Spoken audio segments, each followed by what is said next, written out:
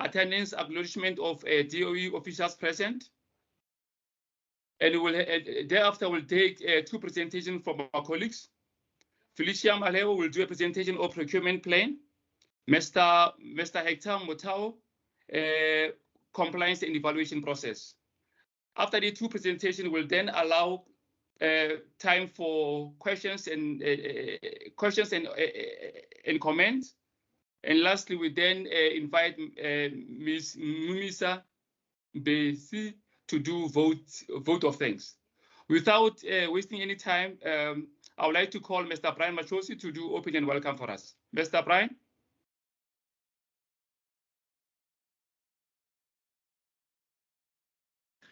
Thank you so much, Mr. Ramadi, and good morning to my fellow colleagues, and good morning to prospective service providers. As my colleague has already highlighted, that we conducting an information session as the department to communicate our projects that we're going to undertake in this current financial year, and also to try to, assist or advise in terms of what process needs to be followed when you submit your bid. So with that being said, as we have highlighted, first of all, I think it's important to acknowledge that we had few technical glitches as we started earlier, but now we're on board. So for those who don't know who we are the Department of Forestry, Fisheries and the Environment, also known as DFFE. What we are doing, we are conducting an information session with all service providers about the Departmental Procurement Plan and possible business opportunities available within the department in the upcoming financial year that starts in April 2022 until 31st March 2023. Some of you might know, National Treasury issued an Instruction Notice 2 of 2016 and 17 that talks about submission of procurement plans as well as the reporting, and this circular is dated 15 April 2016. So in terms of this instruction notice, the department is required to submit approved annual procurement plans to the relevant treasury by 31st March each year. And this procurement plan is required for monitoring procurement of goods, works, or any other services above 1 million, including VAT.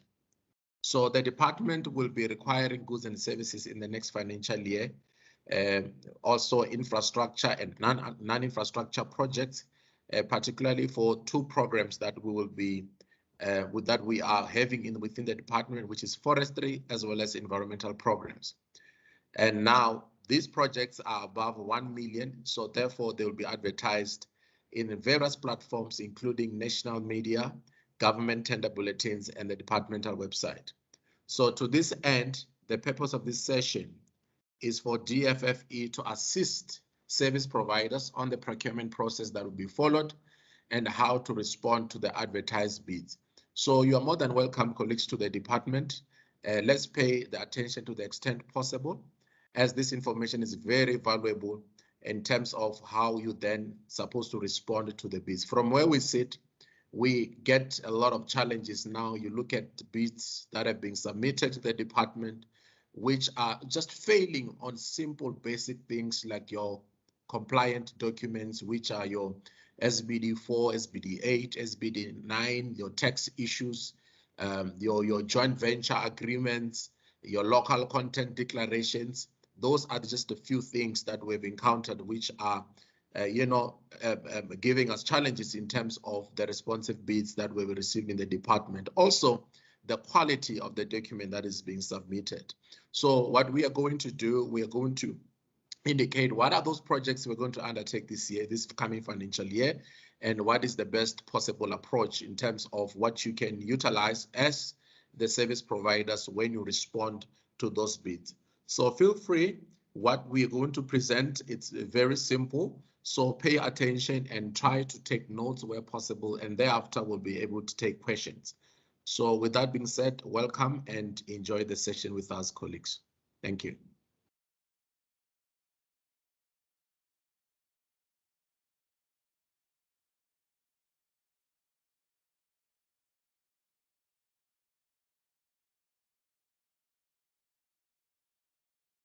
Mr. Ramadi, are you there?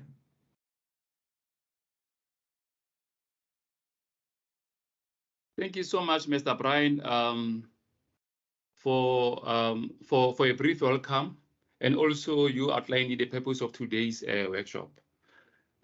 Colleagues, before we invite Ms. Felicia Maleo to do a presentation, I would like to remind you of house rules. Colleagues, this is not my sessions, it's SWA sessions. Please adhere to the set house rules, such as, please adhere to the set house rules. For example, if you want to comment or ask questions, please, you'll be allowed to do that via our message box, and also by show of hands. I hope you are all on the same board. Ms. Maleo, are you ready for your presentation?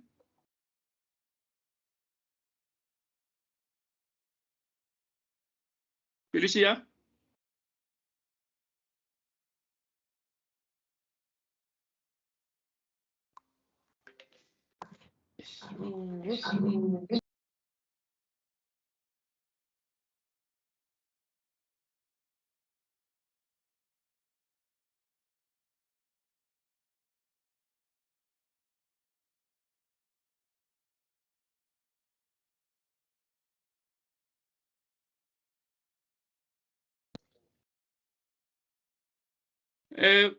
Colleagues, representative of suppliers, before we allow presentation from Ms. Maleo, can I ask our colleagues internally to introduce themselves, please? Colleagues, please introduce yourself.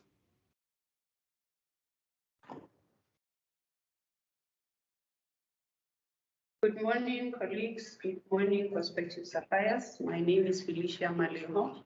I am working in demand management within the Department of Forestry, Fisheries and Environment. I will be doing a presentation on the procurement planning within the department. Thank you for honoring our invitation and welcome.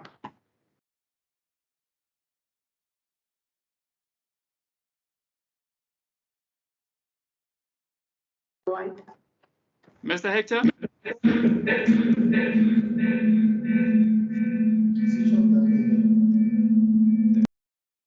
Please proceed, colleagues.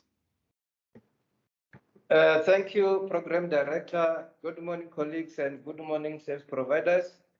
My name is Hector Mthabo, working in supply chain in the department under the unit called Demand Management. Thank you. Thank you.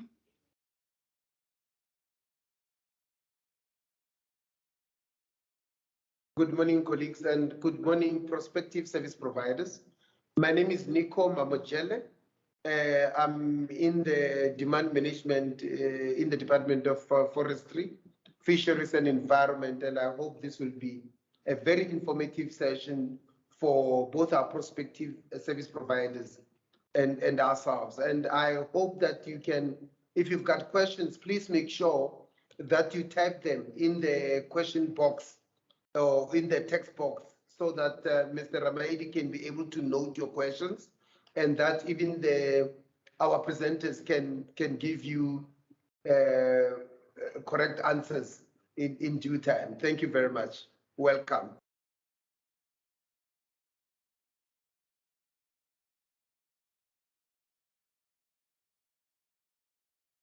Good morning, colleagues and prospective suppliers once again.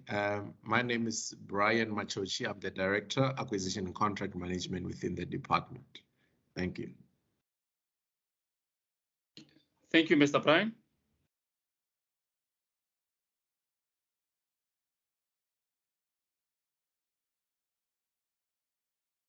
Are we done with the introductory part?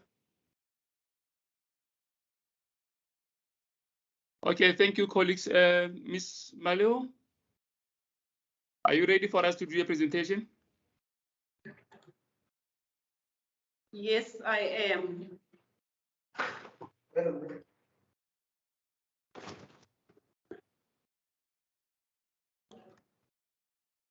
Just loading the presentation. I hope all the suppliers can see our presentation. I've just indicated my name is Felicia Maleo. On demand management, when we are dealing with I'm just listening to the presentation in relation to the procurement planning and business opportunity for you prospective suppliers, and see how you can assist us as a department in delivering our mandate. And the core business of this department, which is Department of Forestry, Fisheries and the Environment, is to give back to the right of citizens to an environment that is not harmful. To have an environment that is protected for their benefit to present the future generations, to provide leadership in the environment management, conservation and protection towards sustainability for the benefit of South Africa in the global community. Our branches, we have different branches, which each and every branch have its own strategic objective. I'm just going to give you a brief strategic objective, and then at the end of the presentation, I'll just link objectives together with the concept that we need and the requirements they will need in order for them to achieve actually these strategic objectives. We've got biodiversity and conservation, which is a strategic objective, is the ecosystem concept, managed and sustainable used, improve access, fair and equitable sharing of benefits, strengthen knowledge, science and policy interface. We have another one, which is chemical and waste management, which is objective is the threats to environment quality and integrity managed, negative impacts on health and well-being minimized, growth in the industry that depend on the environmental services. We have climate change and air quality management, which is dealing with threats to environmental quality and integrity managed, negative impacts on health and well-being minimized, enhanced sector monitoring and evaluation. We have environmental programs, which is core strategic objective is improved socio-economic benefits, ecosystem concept, managed and sustainably used, threats to environment quality and integrity management. The forestry management, which its strategic objective is ensure increased production and productivity in prioritized areas as well as value chains. Lead and coordinate government food security initiatives. Ensure the conservation, protection, rehabilitation and recovery of depleted and degraded natural resources. Ensure adaptation and mitigation of climate change through effective implementation of prescribed frameworks. We have regulatory compliance and sector monitoring, which is our legal teams. They are dealing with improved compliance within environmental legislations, coherent and aligned multi-sector regulatory system and decision support across the government, improved compliance with environmental legislations. We have another branch, which is oceans and coastal management. Its core objective is to deal with threats, environmental quality and integrity, strengthen knowledge, science and policy interface, ecosystem concept, managed and sustainable, threats to environment quality and integrity, strengthen knowledge, science and policy interface, and then we enhance sector monitoring and evaluations. Prospective suppliers, we are working in a space which is highly regulated. In terms of the Section 217 of the Constitution of South Africa, when the government contracts for goods and services, it must do so in a manner that is fair, equitable, transparent, competitive, and cost-effective. We are doing this so that we are transparent as a department in terms of what are the requirements, what is it that we want to procure in order for us to actually achieve the strategic objectives that I've just presented in my previous slide. The PMFA Act promotes efficiency, effectiveness, transparency in the use of resources through proper planning and implementation. So the department is at the planning stage right now, where we are planning that what is it that we are going to procure in the 22-23 financial year, which is going to start on the 1st of April up until the 31st of March in 2023. In line with the National Treasury Instruction Note 2 of 2016, the department are expected to conduct a total need assessment and ensure that all resources required to fulfill their strategic objective of the department are delivered in the right time, correct prices and qualities. So our procurement plan is going to be submitted to National Treasury by the 31st of March. It's going to be published. So you as a prospective service providers, if you still want to see what is it that the department wants to procure, you can just go and view the procurement plan of the department and the National Treasury website. From the National Treasury website, it's going to be detailed in terms of what commodities we want to procure, our estimate as a department, how much we're going to spend, which is now going to inform whether it's going to be the 80-20 or the 90-10 preferential procurement. It's also going to indicate in terms of the movement, whether we're going to do this through a panel, whether we're going to do procure this through an open tender process, or whether it's a quotation. That is a document that is actually going to guide you as prospective suppliers. And then this is also going to also indicate in terms of all the quarters where we want to procure, where are we as a department in terms of our spending.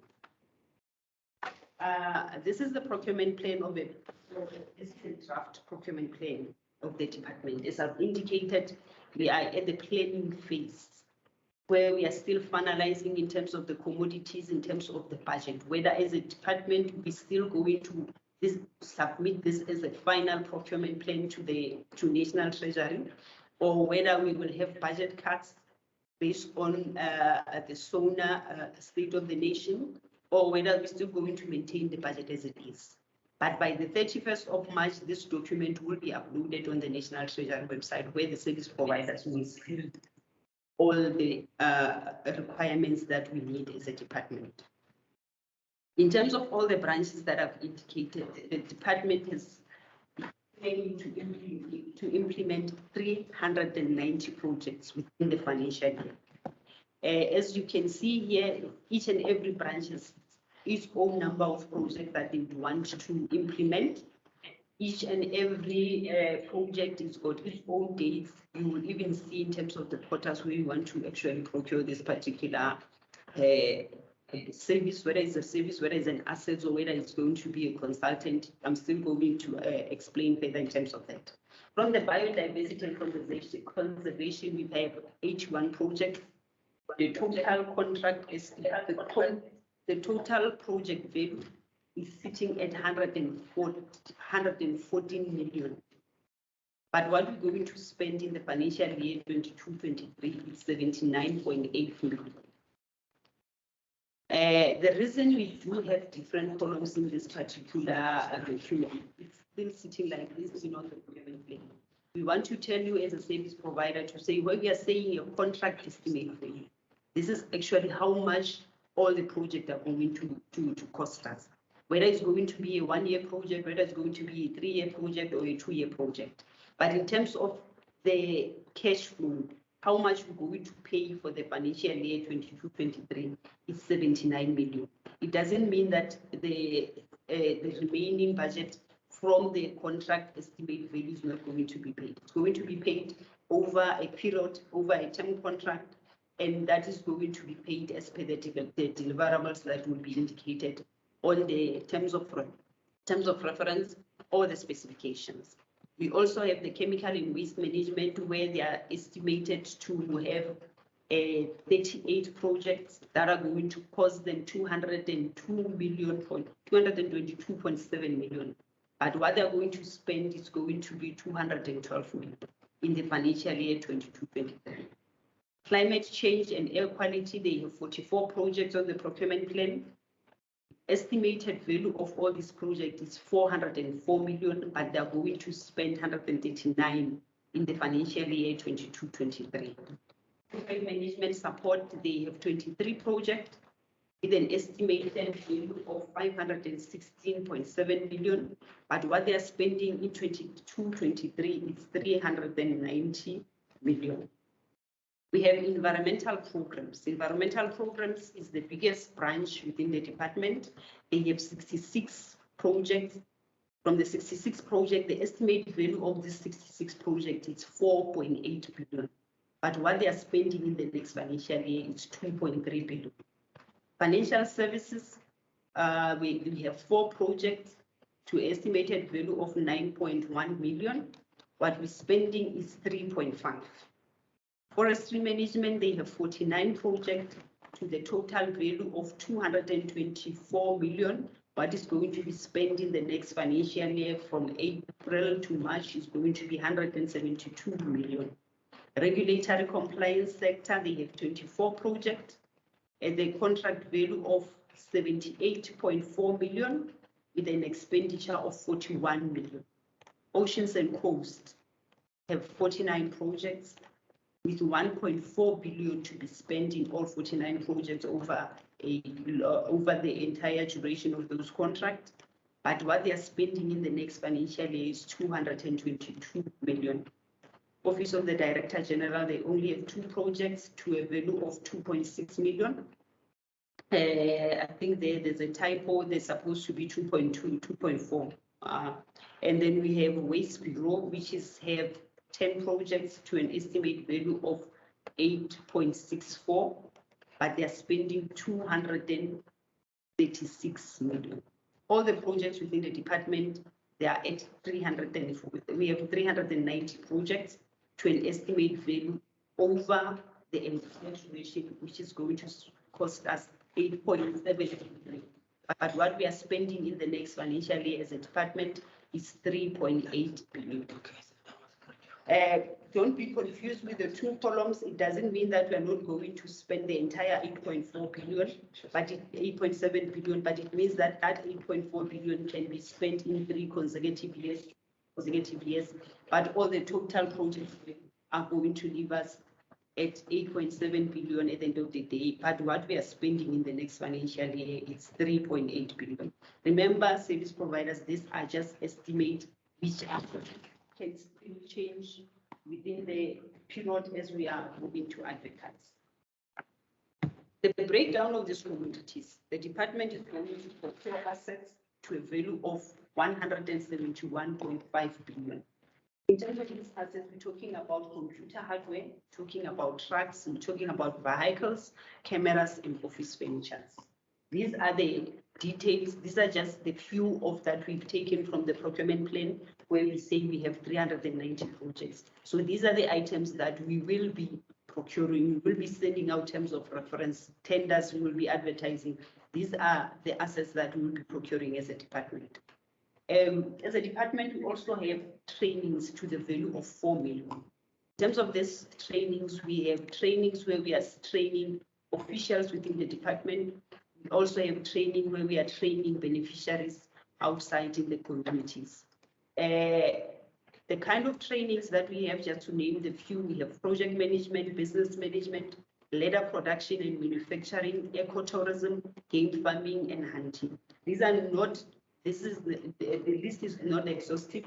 And there are so many trainings that we're going to conduct, but this is just a few that we've taken from the procurement plan. The department is also going to be procuring in the space of information communication technology to the value of 226 million. In terms of this information technology, we're talking about the softwares, we're talking about development of systems, talking about maintenance and support of the existing softwares that we have within the department. So if you are a service provider within this particular space, you have registered in Csd in terms of your procurement of assets, you're conducting training, so be ready for the department at the time that you want to procure this particular service. Moving on, we also have leases and the procurement of other goods that we have in the department. Leasing, it could be a leasing of events management equipment, it could be leasing of vehicles, it could be a leasing of space, it could be, it's just different items that we have. And these items are going to be at the value of 43.5 million. We're talking about, when you're saying talking about other goods that are related, we're talking about your venues and facilities. We're talking about the tools, the equipment. We're talking about your personal protective equipment. We're talking about the printing and the publication. The list is exhaustive. This is not the entire list. We just took out the ones that are repetitive, and then the ones where the volumes are just too high to say, service providers, please be ready and assist the department in terms of delivering this particular output. We also have construction to the value of 641 million. In terms of construction, we're talking about the renovations, we're talking about the boreholes, we're talking about the erection of fence, we're talking about the department. Because of this particular service, we also want to do a panel of graded contractors. We want to do a panel of building contractors for as and when required. These are panels that are going to be running for a longer period in terms of whether it's going to be a 2 years, whether it's going to be a 3 years, where we are saying we're having a database of service providers. This database of service providers, at the point that we are advertising, we can decide as a department that we are going to have a panel at the rate base, where we are saying give us the price related in terms of those graded contracting works that we'll be doing, and then we'll therefore negotiate in terms of us having a flat rate. But that is going to be a discussion that we're going to have at the time that we are advertising. But these are the panels that are going to be advertised, where as a department we are saying we've got this kind of job that we need to be done in terms of benefiting the communities out there. But in terms of us advertising a week again, where we are advertising same items, so we have decided to say let's have a panel where we have a panel of service providers that will then assist us for as and when we require this particular services, the service providers are there. So the department, in terms of the construction work, infrastructure, we're going to spend 641 million. The department is also spending a lot of money in terms of consultants and professional services. In terms of this consultant and professional services, the department is going to spend a 2.4 billion.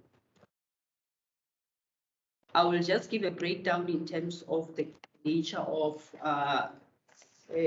consultants and professional services that we require within the department. Within the biodiversity and conservation sector, we need specialists in terms of the biodiversity. We're looking for agricultural scientists. We're looking about the reorganization of protected areas, studies on environmental impact assessment. These are the kind of projects that you're going to find in the department, where they are detailed in terms of where we're going to be implementing this particular services for a duration of how much, and how much is the department willing to spend. So that when we are advertising as a service provider, we also get an indication on whether it's going to be a 80-20, thinking the department is spending less than 30 million, or it's going to be 10 ways more than that. We also have a branch for chemical and waste sector, where we're going to spend 64.8 million in terms of consultant and professional services. Their nature of work, some of the project license the unlicensed municipal landfill sites, socio-economic assessment and waste classification, integrated waste management solutions, construction of compost facilities, upgrade of waste transfer stations, introduction of in-house recycling programs, creation of work opportunities and training of workers in terms of the recycling and composting. Some of these projects have been advertised in the previous financial years. These are the kind of tenders that we usually advertise within the department, where we are saying even when we are issuing out or advertising this particular tenders, we still want to create opportunities of work for those that are undergraduates or those that can be employed within those particular areas. So this is not only going to benefit you as service providers, but it's also going to benefit even the communities out there in terms of the job creation that these tenders are going to bring forth. We also have the environmental programs, where I've indicated this is the biggest branch within the department. They're spending 1.4 billion in terms of the specialists, in terms of the consultants that they would need this consultant to come and assist them within the department. The kind of consultant we're talking about, the panels of occupational health practitioners. We've advertised these tenders in previous financial years, where these health practitioners are needed for medical health assessment of beneficiaries or people that will be working in particular project and particular areas. whether it's going to be a panel or whether it's going to be a panel per province, a panel for the entire department, but we are looking for this particular panel so that as and when we require these particular services, because we know that the tender process can take long. By the time the tender process is finalized, another project is affected. So we want to have these strategies ready to say, when the department is ready to implement such panels and such strategies are there within the department. Panel of project managers that will be assisting in terms of the projects that are related to environmental programs.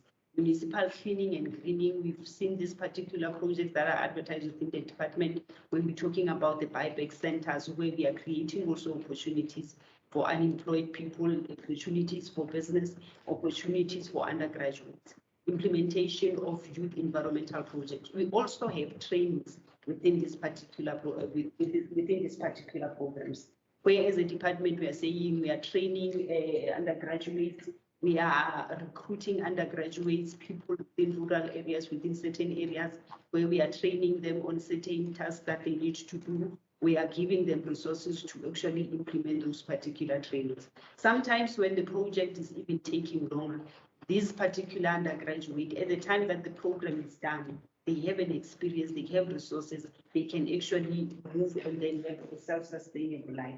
So with this particular opportunity, it's not only going to benefit us as a department, but you as a service provider and also people that will be benefiting in terms of the communities where these particular projects are being implemented. We have climate change and air quality, which is a branch that is going to spend 64.8 billion. This particular one is talking about, I think I'm going to have to duplicate the slide, but it's fine. I think this slide, I've done it, but it's the licensed and unlicensed municipal landfill sites, social impact assessment and waste classification, integrated waste management solutions, construction, upgrade of water, waste transfers. I've already discussed about it. I think I've just duplicated the slides here. We have forestry management, which is spending 82.2 million. Forestry management is looking out for the forest within the South Africa. We are spending 82.2 million. In forestry management, we are talking about clearing of invasive plants. As service providers, if you are a regular in the National Treasury portal, you would have seen that we have advertised quotations for clearing of invasive plants within the department. In Mpumalanga, if I'm not mistaken, those quotations have not yet closed. If you are within this particular space of clearing invasive plants, you can go to the National Treasury website to look out for this particular quotation, submit your proposals. There's going to be a presentation in terms of how you're going to respond. You're responding in terms of your proposals, but you still have an opportunity. This particular quotation is not closed, and we're still going to advertise many more of clearing of invasive plants in terms of the forestry management. We have forest protection securities, aerial firefighting, and we procure firefighting equipment. Land preparation for planting, as we know that the forest will be having a planting season. They will need suppliers of seedlings, suppliers of seeds. We've advertised actually suppliers of trees. We are still going to advertise again for supply of seedlings. We do this whether it's going to be in a tender, sometimes it's going to be on a quotation, or whether it's going to be a term contract for a longer. These are the things that you're still going to find on your procurement plan. Revitalization of nurseries, where we as a department have nurseries where we want to procure all these seedlings to say come and assist us as service providers, and then in terms of uplifting or innovations or whatever the case might be, at the time that we are advertising, we need you as prospective suppliers that have got an idea in terms of what is it that we are looking and how best can you assist us in achieving the strategic objectives of these particular branches. We have Oceans and Coasts, which is going to spend 144 million. 147 million in terms of consultations. They are dealing with marine species and emergency rescues, maintenance of polar supplies and research vessels, coastal infrastructure development, helicopter support for National Antarctic Program, code of conduct for diving with sharks, assessment of recruits of students. So these are the few that we So it's just to give you an idea in terms of the oceans and coasts, what kind of projects are we talking about? What kind of specialists are we looking for? What kind of an experienced service providers are we looking for? So that at the time that we are advertising, you at least have an idea in terms of what is it that we're looking for. We also have a regulatory compliance, which I've also indicated to say this is our legal branch, which is also giving us advice in terms of legal matters within the department. They will be advertising for legal softwares, a panel of legal experts is required if the department is facing legal litigations. So this particular panel, this particular service providers needs to be ready to assist the department in that regard. The development of strategies to inform future work and in relation to the environment.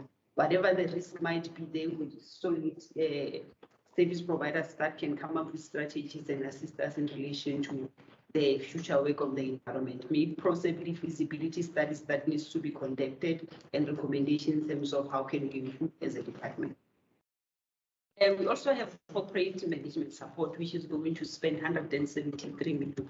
So these are not complex projects, which advertising, we never really get a point where we say we didn't get no response. We know that service providers are out there, and we know that we can assist us in terms of getting this particular service.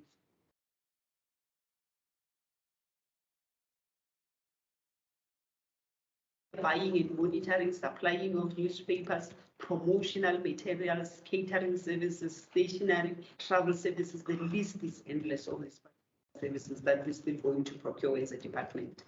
By the time that we go into advertise, probably I can estimate that most, if not all of these items are going to be advertised in the first quarter. So as a service provider, be ready in terms of when we are issuing these particular tenders, we are advertising, please respond. We will also assist you in terms of how do you respond to our bids. So that is all the projects that we have within the department. It's how much the department is going to spend. And thank you very much for this. Thank you so much, Ms. Maleho, for sharing this important information on departmental procurement plan for the new financial year 2022-2023 to ensure that our potential service providers are on the same boat as to what kind of goods and services will be required from the department. Apologies, Ms. Maleho. Unfortunately, I could not see your presentation. It did not reflect from my side. I don't know what happened. Thank you so much, Ms. Maleho. Mr. Hector Motapo, are you ready to do a presentation on compliance and evaluation processes? Before we open up for questions and comments from our suppliers. Mr. Hector? Yes, I'm ready, Chair. Okay, please upload and you may progress with your presentation. Over to you.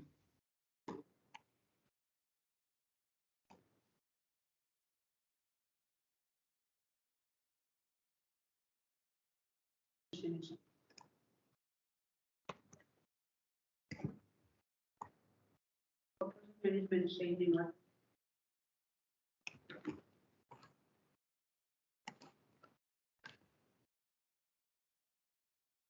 Okay, can you all see the presentation? Unfortunately, from where I'm sitting, I can't see. It does not reflect. I don't know what's happening. I can't see your presentation. We can see the presentation. Okay, thank you very much. My name is Hector, as I indicated earlier on. So I'm going to take you through procurement thresholds in supply chain. I'm also going to take you through the procurement method, as well as the evaluation criteria, where we are going to look at the compliance issue, what is expected from our prospective service provider in terms of completing the tender document or quotation document. So my description on this presentation says Supplier Workshop on procurement processes and requirements in the Department of Forestry, Fisheries and the Environment. So in my next slide, I'm going to focus on the principle from section 217 of the Constitution of the Republic of South Africa. As we are all aware, section 217 is the one that governs the entire procurement process in supply chain across the country. So there are so many practice notes, instruction notes, circulars that were issued by National Treasury. Some they will be issued internally by the department. So all those circulars, practice notes, they are all coming from section 217. If there is any circular, any practice notes that does not correspond or comply with this section, that circular, it will be declared invalid. So we have so many practice notes, so many circulars, and so on. They are all coming from section 217 of the Constitution of the Republic of South Africa. So the first principle, it's about fair. So it means whatever we do as the department, we need to be fair to our processes. We need to be fair to all our prospective service provider. So as the department, we don't have to favor certain service provider and then we don't favor other certain service provider. So it's not allowed in terms of this section. We also have the second principle, which is equitable. That is where we need to treat all our prospective service provider equally. And then we also have transparent. So transparent is when we approach the market, or how do we publish our quotation? How do we invite our quotation? How do we advertise our tender? So we need to be transparent. So there is no way where we can say there is a tender in the department and that tender is not advertised on the prescribed media by National Treasury, such as a government tender bulletin, departmental website. We can also go to newspapers and so on. So it means if there's a tender and it's not advertised, it means the department is not transparent. So we need to advertise within the prescribed method of advertisement. So you can also see our tenders on the e-portal system from National Treasury. And then the second principle is about the competitive. So this principle, it encourages the competition. So there is no way we can issue a tender or we can just go and approach certain service provider without following the procurement process. So we need to advertise a tender so that all bidders are offered an opportunity to bid or to submit their quotation. So we need a competitive process where everyone is allowed to come and bid. The last one principle is about cost effective. So that is where, as the department, we need to make sure that we spend within the market related prices. So if prices are way above the market related prices, that is where the issue of negotiation comes in. So if we just award for the sake of awarding, that is where the Auditor General will be on our case to say we are misusing the taxpayers' money. So those are the 5 principles that govern our procurement process in supply chain across the country, across all the departments, provincial and national department, and local government. Moving on to the next slide.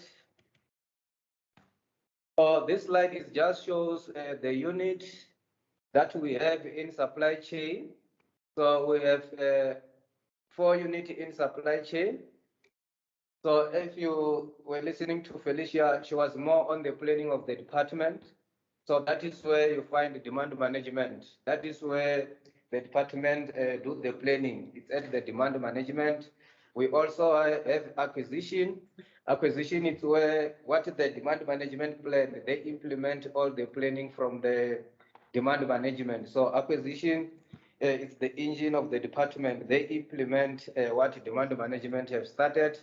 And then we also have logistic management. So that is when the entire procurement process has been finalized. Then they will be able to issue official purchase order to the successful service provider. And then we also have disposal or asset management. That is when we already bought and then goods are delivered in the department. Then as the department, it's where we receive those assets, and then we also dispose those assets that are no longer having value for money in the department.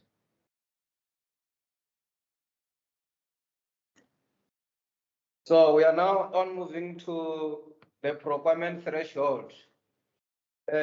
Last year, National Treasury have issued a circular number 3 of 2021-2022 regarding the threshold values for the procurement of goods, works, and services. So all those thresholds were revised last year.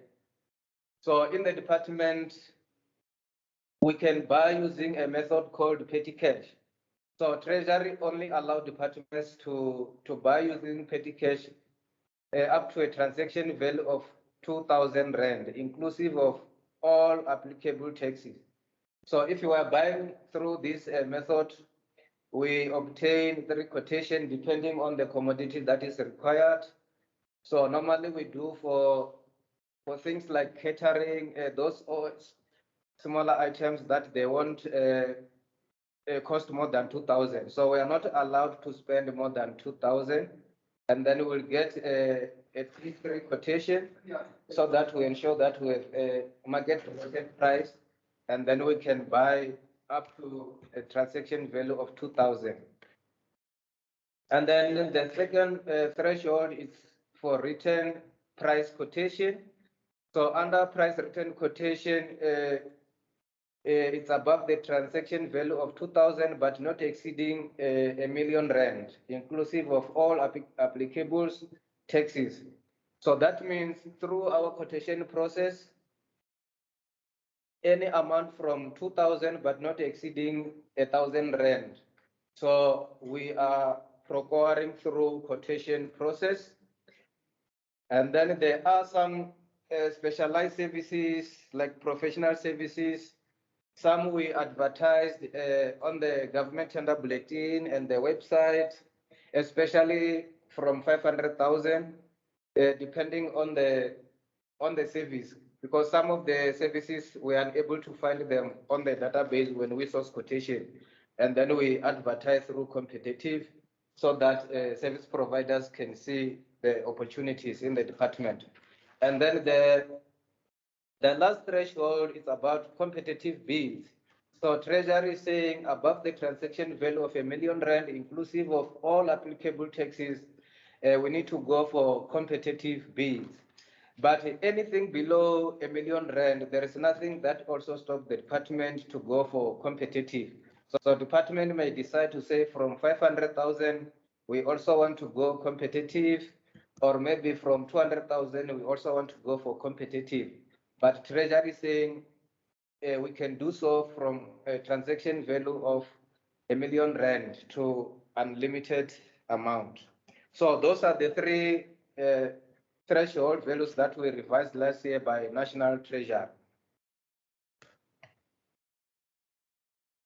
The next slide is about the procurement methods. Once we identify our plan in the department, as Felicia was taking you through all those projects that the department is currently planning for next financial year. So our next financial year will start in April. So it means during that planning, we also determine the procurement method to say project 1, we are going to achieve it through this method. Project 2, we're going to achieve on that method. So we have so many methods that we can follow when we procure. So the first method will be to utilize central supplier database. So as we are all aware, National Treasury have established central supplier database, or CSD, where all service providers from Musina to Cape Town are required to register on CSD. So once suppliers are registered on CSD, they will register different commodities within different provinces or cities across the country, so that each and every department, when they want to procure whatever needs or commodity, whether it's catering, stationery, they go to the system, which is database. They will just tell the system that we want to buy stationery in Nelspruit, want to buy stationery in Limpopo, we want to buy stationery in Cape Town. And then the system itself, it will select service provider in Cape Town, Limpopo, Nelspruit, and then those service providers will be requested to submit quotation. So that is how we source our quotation through central supplier database.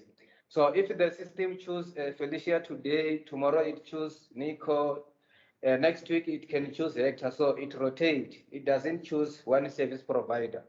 But because there is a huge volume of registered supplier on the CSD, sometimes it can take months, it can take 3 months or so before you can receive a request to submit a quotation. And then the other method that we follow in the department, we follow the competitive bids.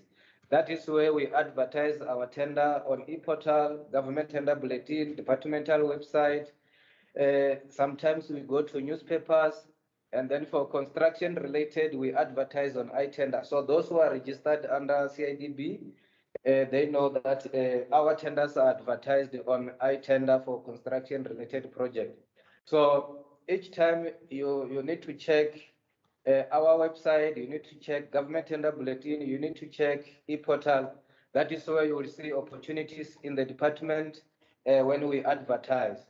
So that is where when we embark on the competitive bids. You can also check our the newspapers. Sometimes you'll find that on the newspapers there is an advertisement for opportunities. So all the time check on those prescribed method for advertisement so that you don't miss out on the opportunities. And then the other method that we follow, we source from RT contracts. For some of the prospective service provider, they are accredited to be on the RT contract. So RT contract, they are facilitated by National Treasury. And then as the department, we are participating in those contracts. For an example, if you want to purchase a vehicles, then we are going to procure through RT. So if we don't procure through RT, we are going to be found wanting by Auditor General because we are the participants of RT for vehicles. So there are so many RTs that so many service providers are accredited to be on those RT. So where the department is participating, then we only engage those service providers that were accredited by National Treasury to be on the RT contract. So that is the other procurement method that we follow in the department. And the other method is for SITA contract.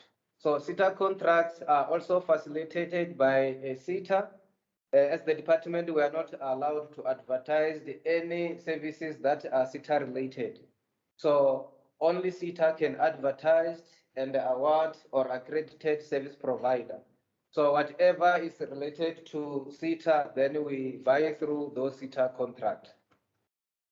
As the department, we can also buy through our term contract and panel. So our term contract and panel, we also achieve them through the competitive bids. So we'll follow the competitive bids, and then we will have the term contract or a panel where the panel can run maybe for 36 months or for 24 months, whatever the case may be.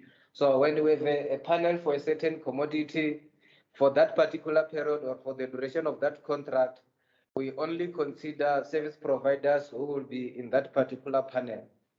And then the other method that we are allowed by National Treasury to procure is to procure through deviation. So deviation, it means we are not following the normal procurement process.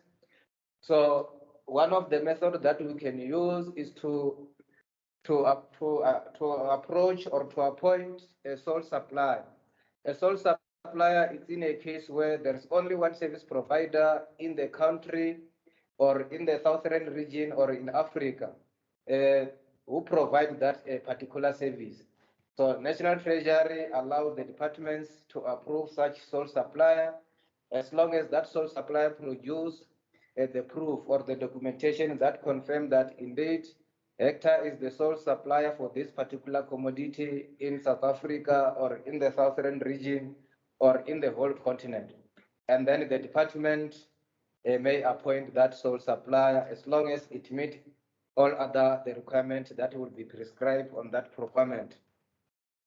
And then the other method is to procure through a single source. So a single source, there is a competition, and then as the department will motivate to say, we want to appoint a single source, and then we'll provide the reason.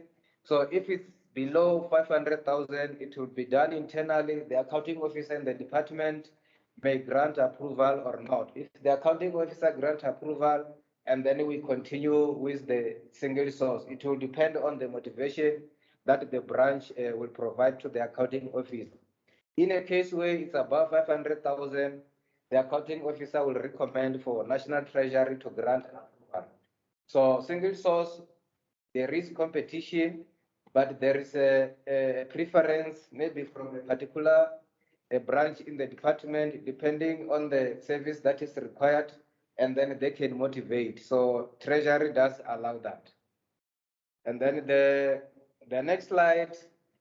So this slide is just showing the screenshot of the e-tender publication or e-portal. So that is where we advertise our tender, as I've indicated earlier. So our tenders will run for a period of 21 days on the advert, and then our quotation, they run for a period of 5 working days. So that is the difference between our tenders and quotation. So 21 days, it's a requirement that was prescribed by National Treasury. So we cannot advertise a tender less than 21 days because we won't be able to affording you an opportunity to bid. So we will be limiting you to have enough time to prepare your tender document. So we are allowed to advertise to at least 21 days. So we can go for 25 days, we can go for 30 days, but Treasury is saying a minimum of 21 days. But with the quotation, we go for at least 5 working days. So this is the summary of the evaluation criteria, but you will see when I go to the details of each criteria, providing the examples of the presentation. So in terms of the evaluation criteria, for those who have been bidding with the department, submitting quotation, those who have been submitting their bid through competitive bid, we have seen that in one of the criteria that we put as the department, you will see bid administration or pre-compliance requirement. Then you will see mandatory requirement where it's required. And then you also see local content and production, where there are sectors that are designated by the DTI. And then where we need to test your capability and ability, we also put a criteria called functionality. That is where we're going to test your capability and ability, looking at your experience, your qualification, and so on. And then lastly, we will have the preference point system, where we are going to use 80-20 or 90-10. So 80-20 is from a value of 30,000, but not exceeding 50 million rand. So we use 80-20. And then for 90-10, is from 50 million to unlimited. So that is the sample of our pre-compliance or administrative requirement. So if you look from item 1 to item 8, so those are the returnables document that we look at when you submit your quotation document or when you submit your bid proposals. So if you look at item number 1, we're saying one original bid document.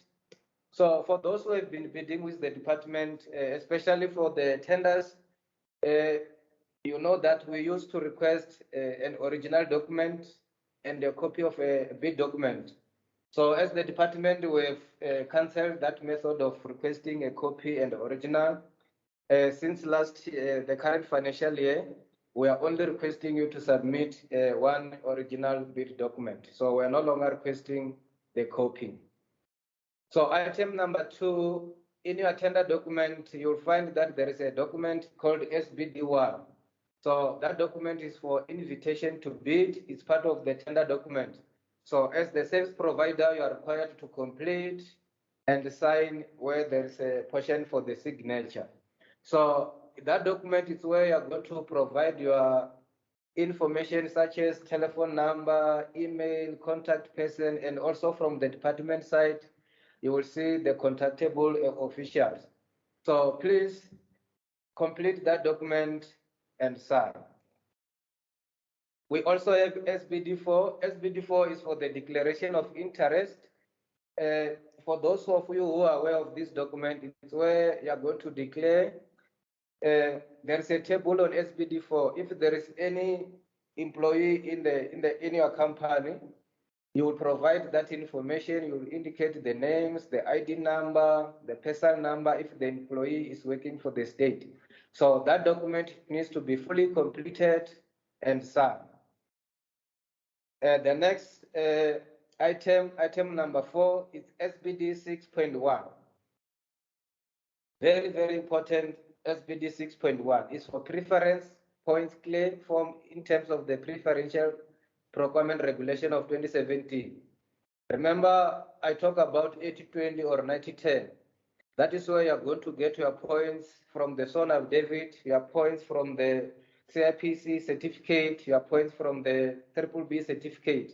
So if you don't complete this document and sign, you are going to lose out the points. So it might happen that you are the cheapest from all the bid proposals that we receive. You are sitting at 80 or you are sitting at 90. And then bidder number 2 is sitting at 88. And then bidder number 3 is sitting at 85. But because you didn't sign this document or complete, you are at level 1. If you are using 80-20, you're already sitting at 80. Then you are going to lose out the 20 points, meaning that the company which is sitting at 88 points is having a certificate. They sign the SBD 6.1, then they are going to get to 98 points. They are going to overtake you.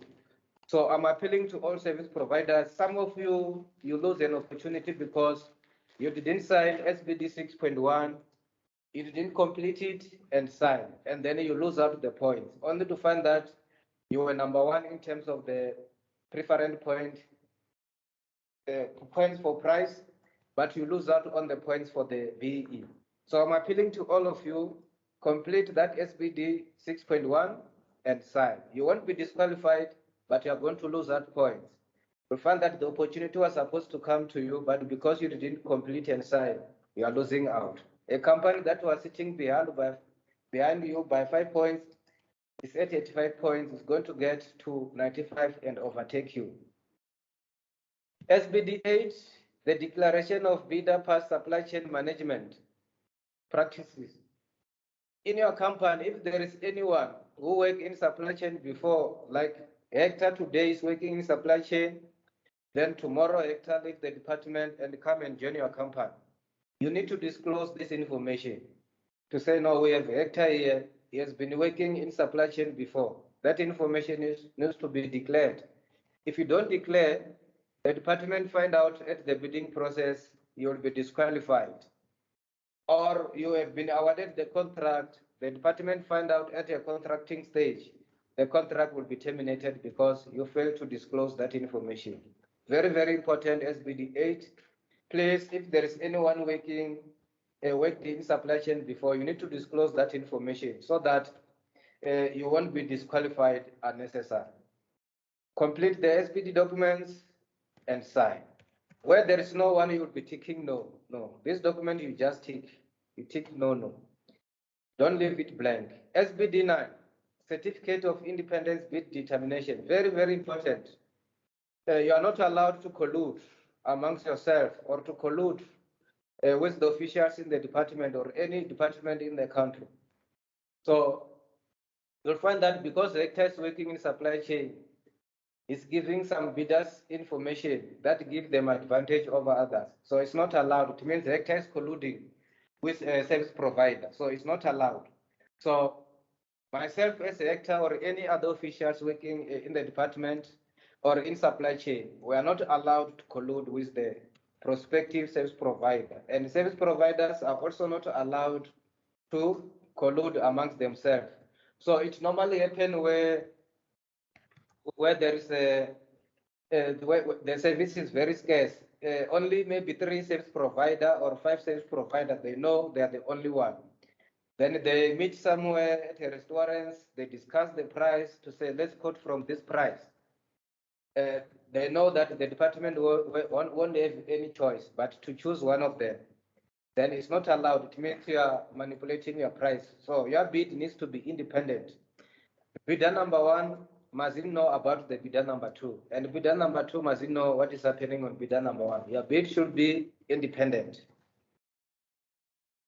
And then item number 7, in case of bids where consortium, joint venture, joint venture agreement signed by both parties must be submitted with bid proposal. So it might happen that you saw an opportunity, but you want to enter into an agreement with another company. It can be an agreement for 2 companies, 5 companies, whatever the case might be. So you need to have a joint venture agreement that will indicate that Hector and Nico are joint ventures, and that agreement needs to be signed by both parties. And then you can also indicate how much Nico percentage is saving in this agreement and how much Hector is saving in this agreement. So if you are bidding as the joint venture, but there is no agreement submitted, that is where your proposal won't be considered, because you are coming as a joint venture, but there is no agreement attached. The last one, Csd registration, very, very important. As you know, in terms of the practice notes number 2 of 2016, all service providers are required to register on Csd. So if you are not registered, you are going to miss out, because even if you submit the proposal, but at the time of the award, you are not on the Csd, you are not going to be considered, even if you are number 1, because there are some requirements that we need to check on Csd. But you will see when I talk about Central Supplier Database, when I get to that slide. The next slide is about an example of mandatory requirement. Remember, I did mention the different evaluation criteria in one of the slides. So in one of our terms of reference or the specification, you are going to see a table like this one where we are pasting mandatory requirement. So mandatory requirement, they differ per project. But here I just provide an example so that you can see how it looks like or what type of requirement is required by department. So each and every department, they will set up their own mandatory requirement depending on the nature of the service or the commodity that is required in that particular department. So if you look at the table, we're saying requirements, and then we said bidders are required to submit or attach health and safety certificate. So that means if the project is related to occupational health and so on, the bidder will be required to submit or attach health and safety officer certificate, because you cannot provide that services if you don't have this certificate. And then if it's a construction related, you cannot do construction if you are not registered on CIDB. So if you look there, we put 5 GB. So that one, it will be for building. So it might be 1 GB, 2 GB, 4 GB, depending on the size of the work that is required. Then it will go with the grading. So if you don't have that grading, it means you are out. You don't meet the requirement. So it will differ per project. And then on the last column, there is a yes or no. So it means if you attach the relevant document which is required, and then you tick yes, and then you won't be disqualified.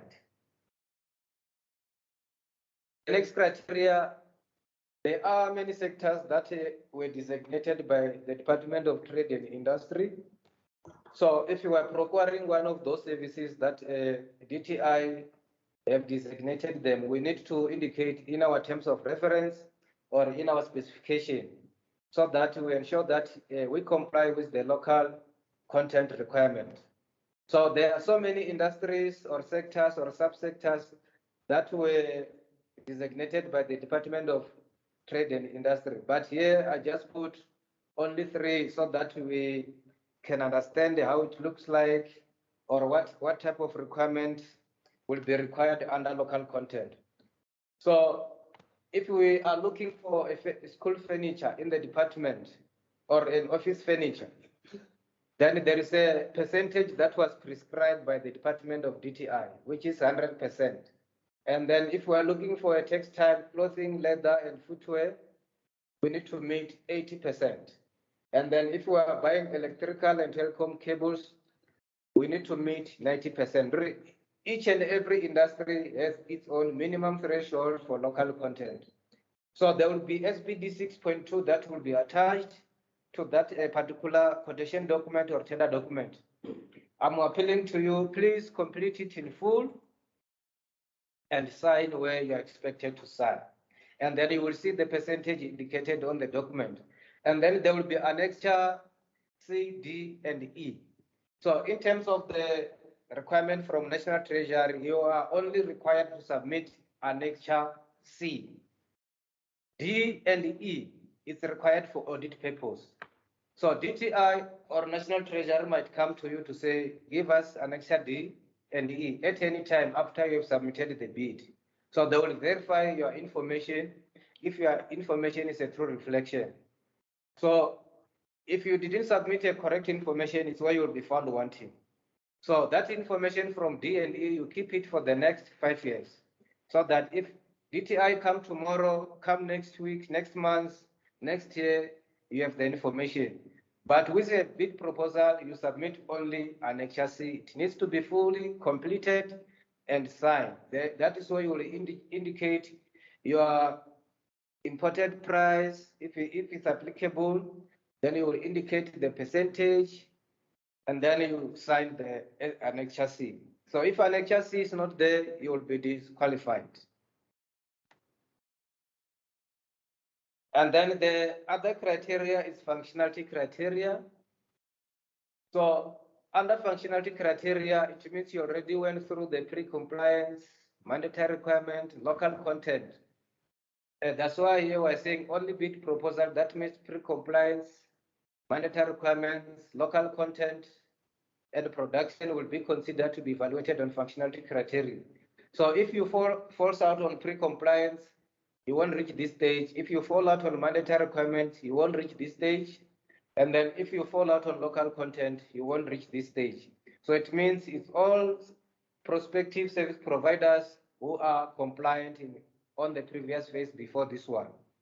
And then we say bidder must score a minimum of 75 during this phase, functionality or technical, meaning that each and every specification or terms of reference, there will be a minimum score of on functionality. So other project might have 60, other project will have 80. So it might differ per project, but you need to meet whatever score or minimum score that was prescribed on functionality. And then we also have the values or the indicators that we use to score on functionality. So those of you who are familiar how the interview is done, if the candidate performed very well during the interview, you scored 5, which is excellent. If you perform good, you give a 4. If it's average, you give a 3. So same way here on functionality, when the department evaluates on functionality, it depends on the proposals that you put on functionality. And then they score according to that. So you will see when I give the breakdown of the functionality criteria as an example. So as the department, sometimes we include the proposed project plan, methodology, and management of the project to be one of the criteria under functionality. So I always say these are free given marks, because here you just need to express yourself. And then if the weight is 30, then you walk away with a 30. So if you can't get 5 here, I don't know, because here you just express yourself. So you will see when I'm reading on the breakdown, we're seeing project plan methodology and project management. If it's well broken down, then you walk away with a 5. You just make sure that you express yourself, then you get a 5. If a clear objectives, clear milestone, methodology is given, you get a 4. But if you give us an action plan with no deliverables, time frame, we'll give you a 3. So you need to provide the deliverables, the time frame, all the details so that you get a 5. Limited information provided on the action plan. Yes, there's an action plan, but that information is limited. We give you a 2. Sometimes it happens that service provider did not understand what we're asking for. Then you'll get a 1. And then if there is no information provided at all, then you get a 0. But here I expect all service providers to walk away with a 5. Then that 5, if the weight is 30, we multiply it by 30. Already 30 times 5, you are at 100 and something. You are very far. So please, if there is a criteria regarding project plan, just kill it. You get a 5. And then other functionality criteria, we normally request the qualification. So it depends on the type of the services, whereby we will prescribe different qualification. So normally we will say we need certified copies of qualification, because if those qualifications are not certified, actor can just go to an internet cafe, type his qualification and fake qualification, and claim to have a PhD or master's. So to guard against that, we request that our prospective service provider should provide certified copies of the qualification. So sometimes we will start from a PhD level, or we can start at a master's level, or we can start at a degree. In our case here, we're saying a degree qualification or higher, then you obtain a 5. A 3-year diploma, you obtain a 4. A 2 years diploma qualification, you obtain a 3. A 1-year certificate, you obtain a 2. A 6-month certificate, you get 1. No qualification attached, you get 0. So that is how our criteria will look like, but depending on the nature of the commodity or service that we require, so the qualification will differ. Some will start with a PhD level, some will start with a master's level. So it depends on the service. Some, they won't even require qualification, then we won't put qualification on the functionality criteria. And then there the weight is 10 as an example. And then if you get 5, you multiply 5 by 10. Then you get your 50, and then you add to 100 and something. Then the marks are going up. The other criteria that we normally put in our functionality criteria is where we're going to test technical capability, expertise, and the track record of the project manager to be assigned to the project. So this one was in labor compliance related issue. So we were going to look at the experience of the project manager or the project leader. So there might be key personnel that are going to work with the project leader. So here we are going to assess only the project manager. So you need to look at the criteria and look at the requirement of the criteria and make sure you provide the information which is required so that you don't lose the marks unnecessary. So if you are a project leader or team leader, you have 5 years experience or more, you get a 5. And then if you have 4 years, but less than 5, you get a 4. 3 years, less than a 4, you get a 3. 2 years, less than a 3, you get a 2. 1 year, less than 2, you get 1. If there are no experience, then you get a 0. So I'm appealing to the service provider here.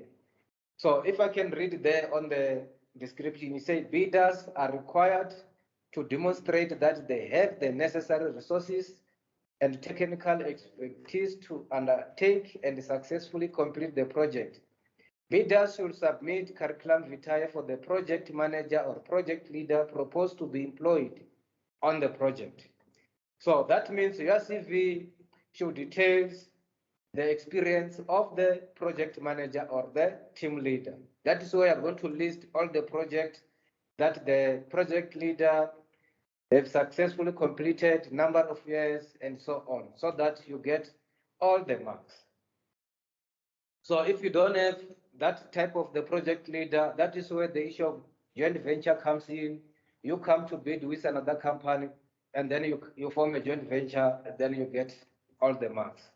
So please detail the experience of the project leader, team leader on the curriculum vitae. Don't leave out any information so that you walk away with a 5.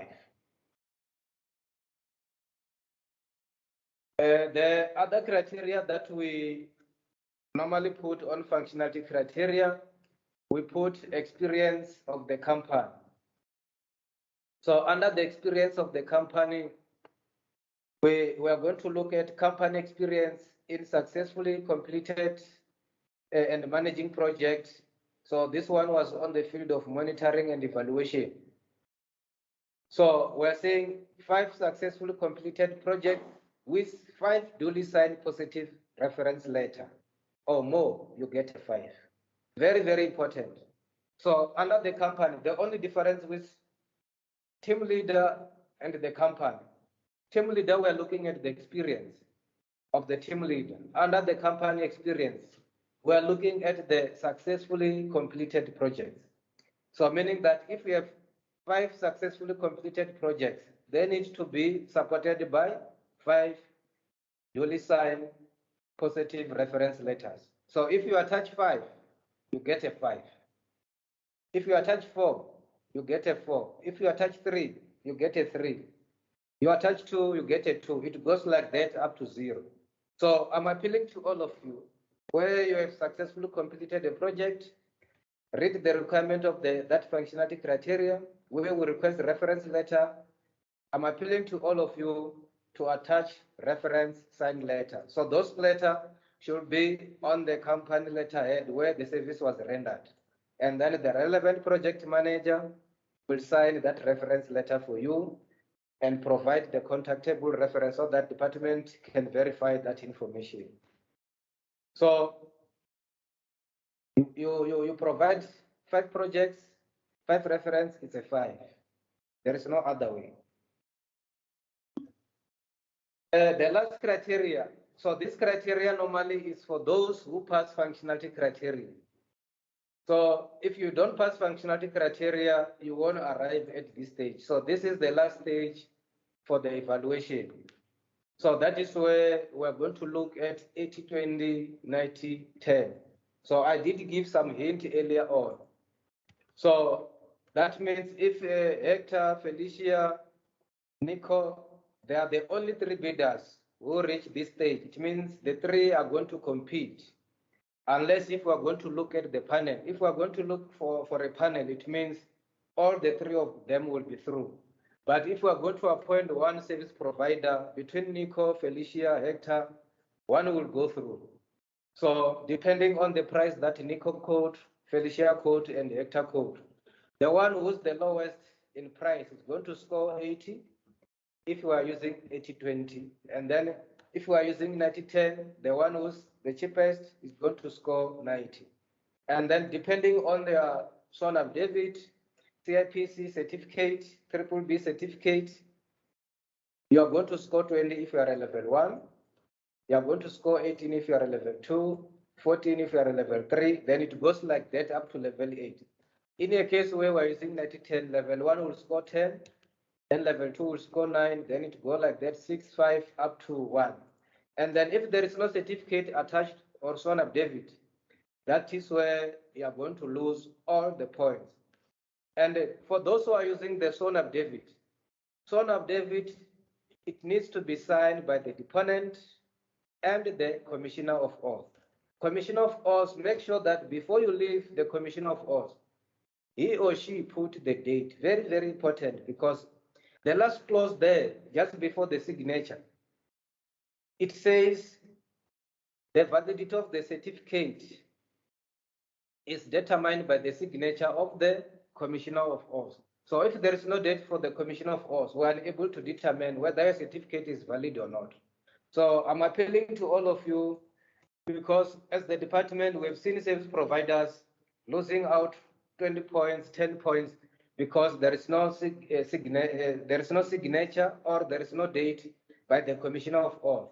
And then other details like financial year, you will complete, BD status level, you will take whether it's a level 1 and so on. Please make sure that the son of David is fully completed and duly signed so that you don't lose out on the marks.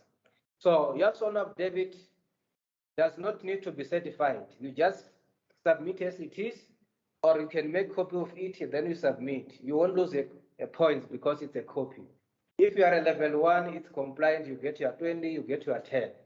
Same with the CIPC certificate, especially for the EME, those who are downloading from the website. You just download, attach in your bid proposal, you don't have to submit to certify. Same with the BBB certificate. You don't have to certify, you are no longer required to certify. You just print, you make a copy, or you submit your original, you get all your points. You don't have to worry about certifying it because Treasury, they have revised the certification of those documents last year in August under the PPPFA regulation of 2017.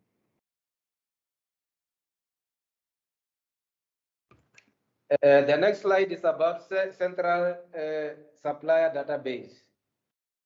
So I've indicated earlier on when I was talking under the pre-compliance, all service providers who want to do business with the state, whether it's local government, provincial government or department, national department, parastatals, you need to be registered on CSD. If you are not registered, I'm appealing to all of you to register on CSD. If you are not registered, you won't be able to do services with the state. So the other information that we verify as the department, we check if the company is not restricted or any directors in the company is not restricted from doing business with the state. So if the company is restricted or any one of the directors is restricted, that company won't be considered because the director is restricted from doing business with the state or the company is restricted from doing business with the state. So that information, we get it from CSD. So if you are not registered, we won't be able to verify that information. Another requirement that we verify on CSD, Treasury require us as the department to ensure that tax matters are in order for the recommended service provider. So that information we also verify on CSD. So if you are not registered, we are able to confirm whether tax matters are in order or not.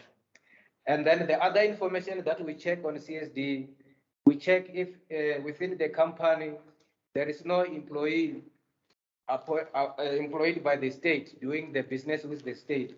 So if a actor is working at the Department of Forestry, Fisheries and the Environment, but Hector is also a director for another company for catering or for stationery, then that company for Hector cannot do business with the state because there is a Hector working for the state, getting a salary from the state, but Hector is doing business with the state, so it's not allowed.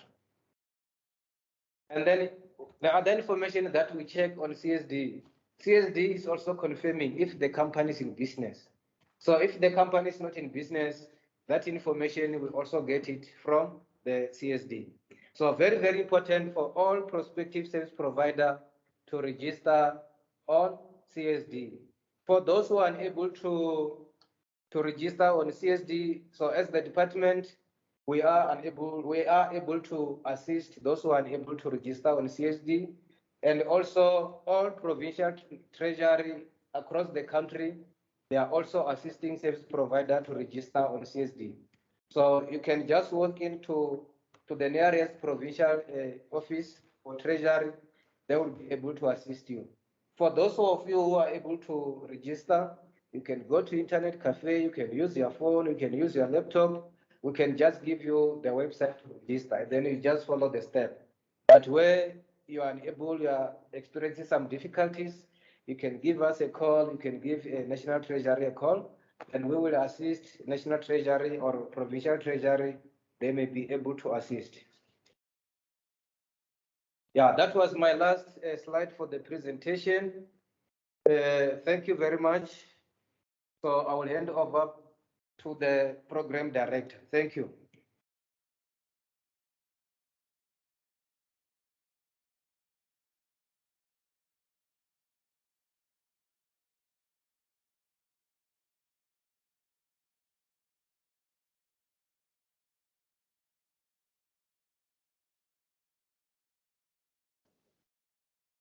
Thank you so much, Mr. Hector, for your in-depth discussion and analysis on compliance and evaluation process to ensure that our suppliers, our potential service providers are aware of the do's and don'ts as far as compliance and evaluation processes are concerned.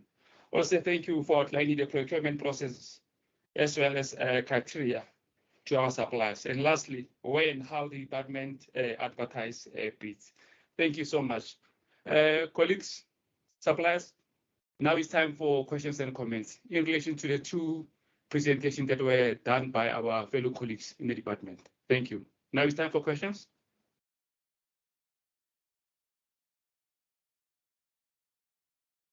I see we have received a couple of questions and comments from our suppliers.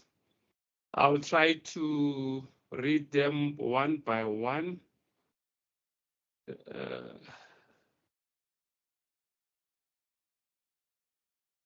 I'll also ask my fellow colleagues, Nico, to assist me to ensure that not all questions and comments are covered. Okay, thank you, Mr. Amaidi. There was a lot of questions that were raised. I've tried to answer as many as I can. I have two questions that are still outstanding. Maybe my learned supply chain colleagues can be able to answer. One question Mr. Nico, hello?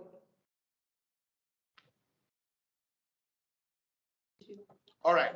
One question that I've picked up was the one asking whether can a bidder do a joint venture with a skills development company to respond to a bid, especially those training bids that we do have most of the time, EPWP related in the department. That's one question.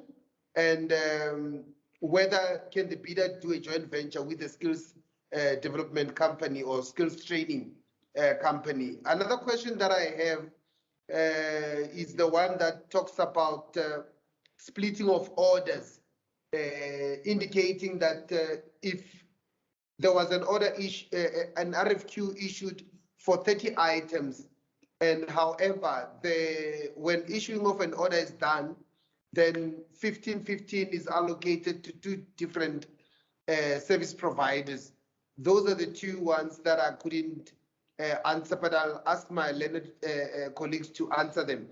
I'm busy trying to look at the meeting chat, but Mr. Amaidi, you can still acknowledge the hands, because I could see that there are hands that are up. Maybe once we are done answering the two, then let's check out the hands. I see Tendo Muloiwa, it's one of them. So let's look at the hands once the two questions have been answered. Thank you. Thank you for the questions. Yes, you can do a joint venture with a company that has got experience, but may not have service provider. You can do a joint venture. In terms of binding your skill set to respond to a bid. And in terms of the splitting of orders, the splitting of orders is unconstitutional. When we're talking about a splitting of an order, it's when we intentionally advertise or as a department trying to refrain from going to a tendering process. You find a department or institution that is going to be advertised similar items week in, week out, or within a short period of time, where if you are going to look at those things and you consolidate, then you can actually go on one tender and advertise one service provider, irrespective of whether you're going to advertise those service providers per province, per area, or in different commodities. But to answer the question in terms of an order, a tender that was advertised to say you want to procure items, but only 15 are awarded to a prospective service provider. It depends on the condition of that particular quotation or condition of that particular order. You find that the condition was saying that we will award per item, or we will award as per the location, or we will award in terms of the areas or the discount that you are probably going to give us in terms of your delivery, in terms of your transport, in terms of your packaging. So those are the conditions that you also look into when you then decide on whether it's a splitting or not a splitting. But usually when they advertise to say it's going to be a 30, and at the end of the day, you are awarded only half of it, there's a condition that is advertised, because as department, we are not allowed to change any tender conditions after the tender has been closed. So it's possible that those conditions were stated in the special conditions of that particular commodity. Maybe it was just not well understood. Thanks. Thank you, Ms.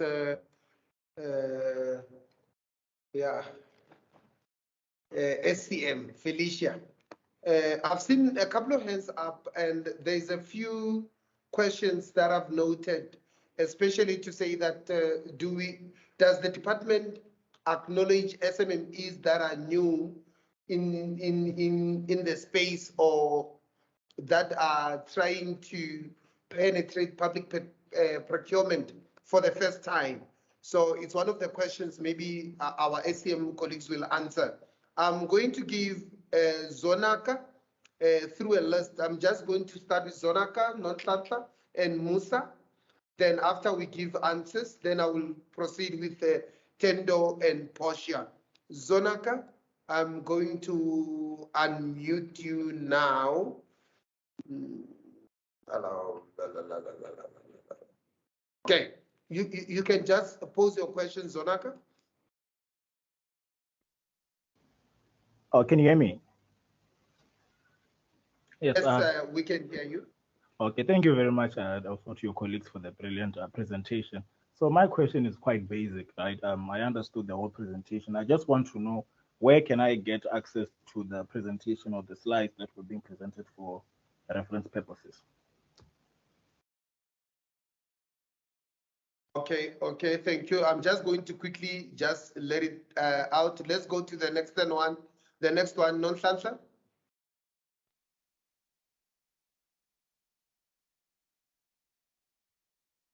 Good afternoon. I'm Nonhlanhla. It's questions and recommendations. The purposes of triple BEEA and triple PFA are to help some of us from previously advantaged communities to have access to the economy and the procurement processes. But there are challenges that are defeating this purpose. Number one, it's previous reliable evidence. Where do you get that when you are just new in the field and you're trying to get into the field and trying to get businesses and all of that? But secondly, it's the issue of accreditation. Accreditation is so difficult to get from the agencies, and it's so costly, and we get to be asked for accreditation. It doesn't matter whether you have a master's degree and you've done presentations, you've done workshops, those are not considered as part of your SACA accreditation, but you want accreditation from these agencies. So how do we deal with that? Recommendation, can you please organize with the city, 7 cities, for some of us to get into those accreditations as part of your procurement process, whatever you call it. But secondly, can you also please help us with references, so that if one company experience has long been in the field, and then you just help us to get access to be part of those companies, so that we can get that skill or whatever, reliable evidence or whatever you call it, because those are the two things that makes it difficult for me individually to get into the procurement.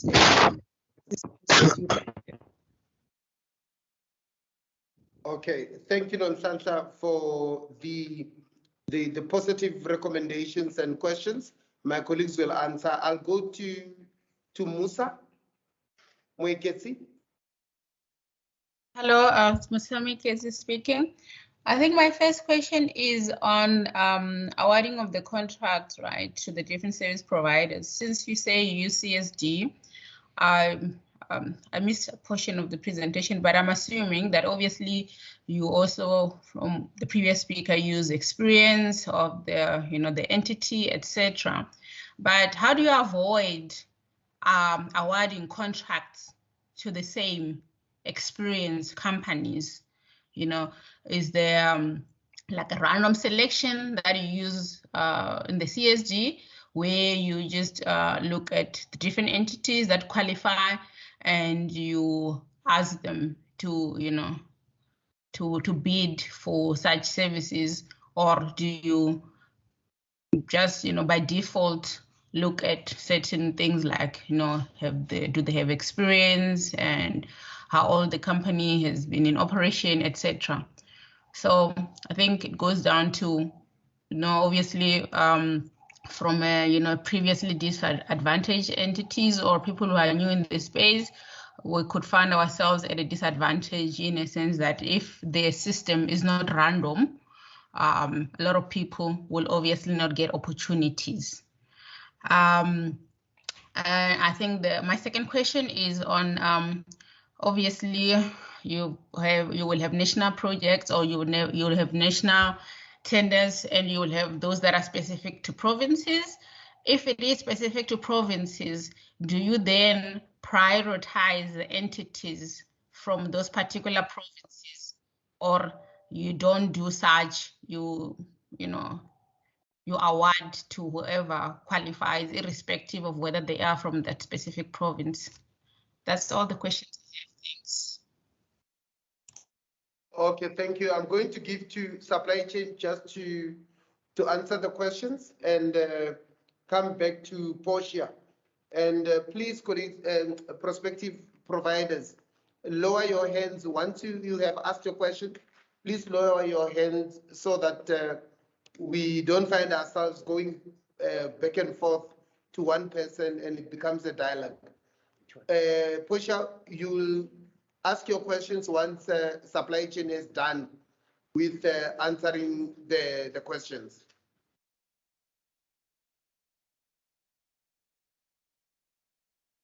Supply chain will answer randomly because they've been taking notes, so I wouldn't force them to have a sequence. Some will answer, the question, Hector will answer, Felicia will answer randomly. So thanks.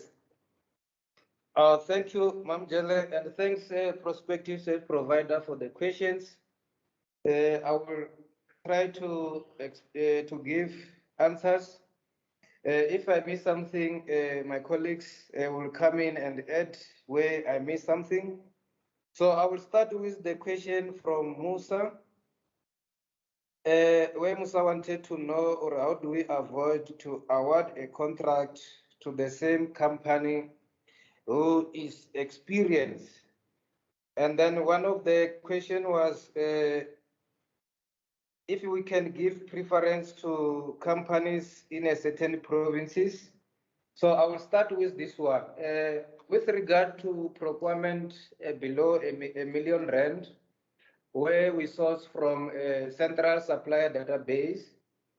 So if we're looking for a stationery or for a catering, it means the business unit within the department, they will indicate where the service is required. For an example, they can say we want stationery or we want catering in Mpumalanga Nelspruit. So it means when we are going to request service provider from the system, we are going to tell the system to provide suppliers that are based in Nelspruit. So that is how the system will choose suppliers that are based in Nelspruit. So it won't take someone from Johannesburg, it won't take someone from Musina, it won't take someone from Durban. So it will be choosing suppliers that are based in Nelspruit. So that is how the system operates. So it will choose for that particular province or for that particular township or city. But with regard to the competitive bid or tenders, We are unable to do that because a tender is a national tender where everyone is allowed to bid in terms of section 127, the one that I presented earlier on. So we cannot restrict other bidders to bid. If the tender, let's say it's for construction or it's for feasibility study in Musina or in KwaZulu-Natal.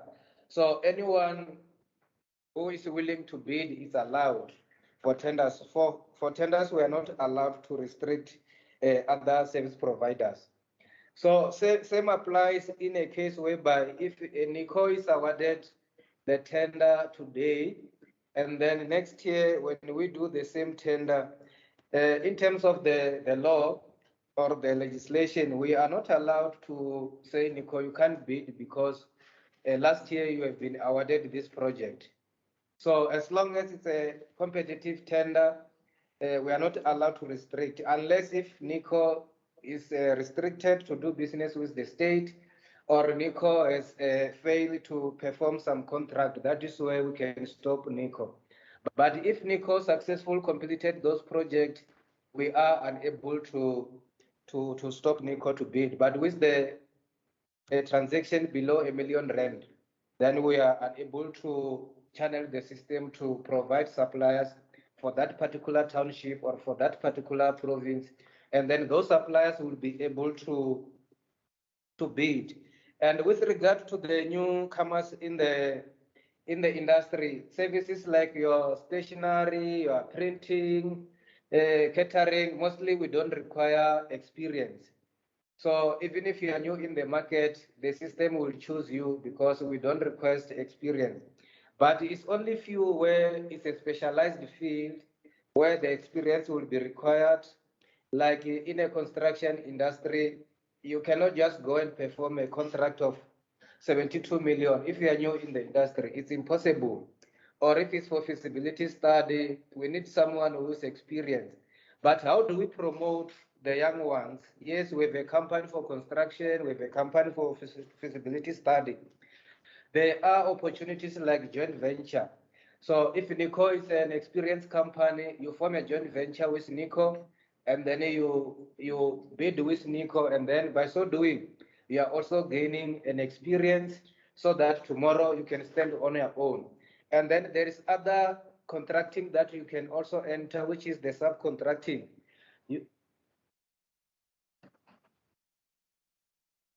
So there is also an opportunity for subcontracting. Like if we advertise a tender now, so it means one of the bidder might say, I don't have these skills.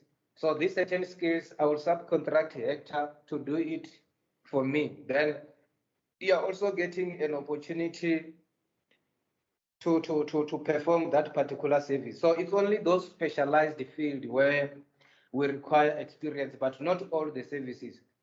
Mostly even supply and delivery, anyone can do it. We don't even include experience there.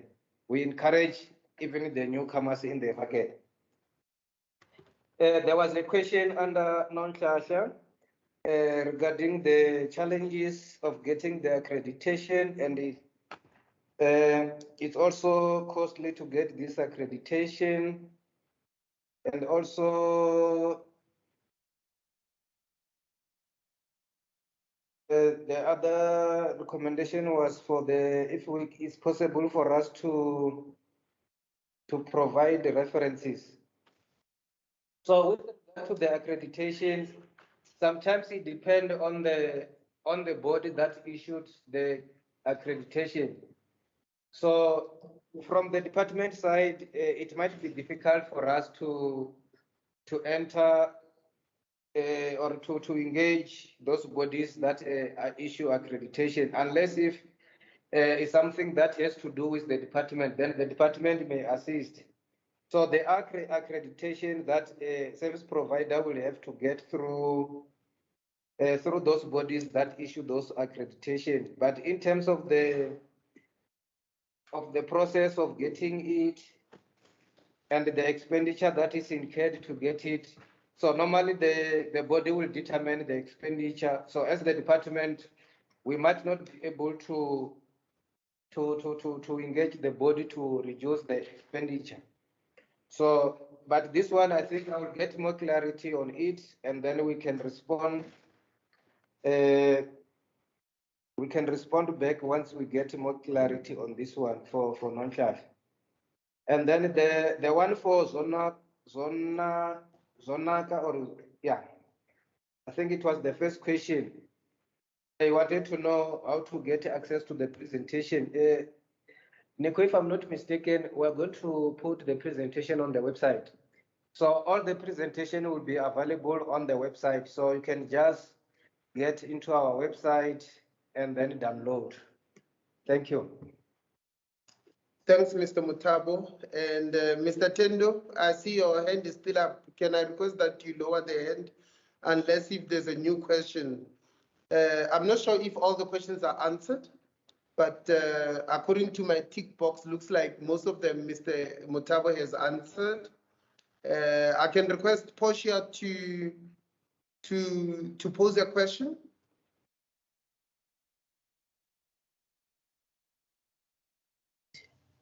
Hello, can you hear me? Can you hear me? Yes, we can hear you. Good afternoon, colleagues. Thank you so much for the nicest presentation. We really do appreciate it, as it has given us some highlights on some of the things that we're not sure of. And thank you, Mr. Matabo, with regards to the question that actually Nonhlanhla asked regarding the experience and the references, because we do have a challenge when it comes to that, especially when it comes to supply. So would like to thank the department for actually taking that out of the tenders when we have to respond. At the same time, we would like it to be maybe part of the minutes that this is what was said in the meeting, that the references and the experience when it comes to supply we are not going to be penalized for that if we don't have any references nor experience. My question then is RFQs. I understand that you've got different categories when it comes to RFQs. Maybe 0 to 20,000 or 20,000 to 30,000, whatever the case may be. I wanted to find out which ones are advertised on your website and which ones do we get the RFQs from the department. If we get, if we don't get the RFQs from the department, is it because we don't have vendor numbers? I'm not sure of the process that you guys are using. If maybe we need vendor numbers, is there a process that one needs to follow for one to have a vendor number with the department? And the second question, I understood that some of the things you're saying that you procure through RT via the National Treasury. Do you guys have the process on how someone will then get a contract with the RT? I'm not sure if maybe you can just give us a highlight on this RT, because some of us do procure PPE, but we understand that you guys, some of it you are buying through RT. Thank you so much. Thanks a lot, Portia, for those questions. Spiwe Mdluli, you are given a platform to ask a question, unless it is an open hand. All right, can you hear me? I just want to quickly confirm. Yep.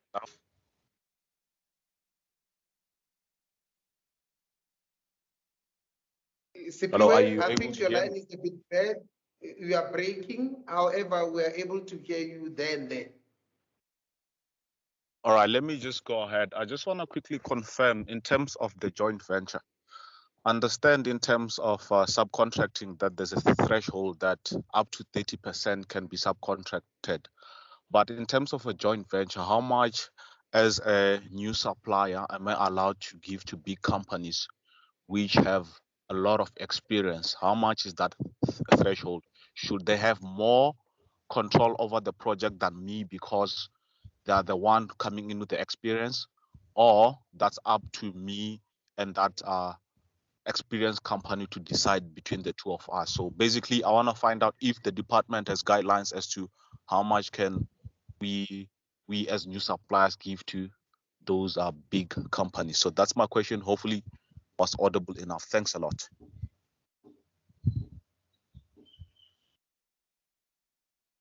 Thank you, Spiwe. I'm going to give it to my learned friends, but now I just want you to answer Portia on the issue of CSD and whether the department does issue out vendor numbers. The department has taken a stance in 2016 not to continue with any internal database to avoid a lot of issues with regard to the procurement process, especially on RFQs. We have went into agreement with the National Treasury, the CSD office, to say that we will be tapping into their database to get service providers.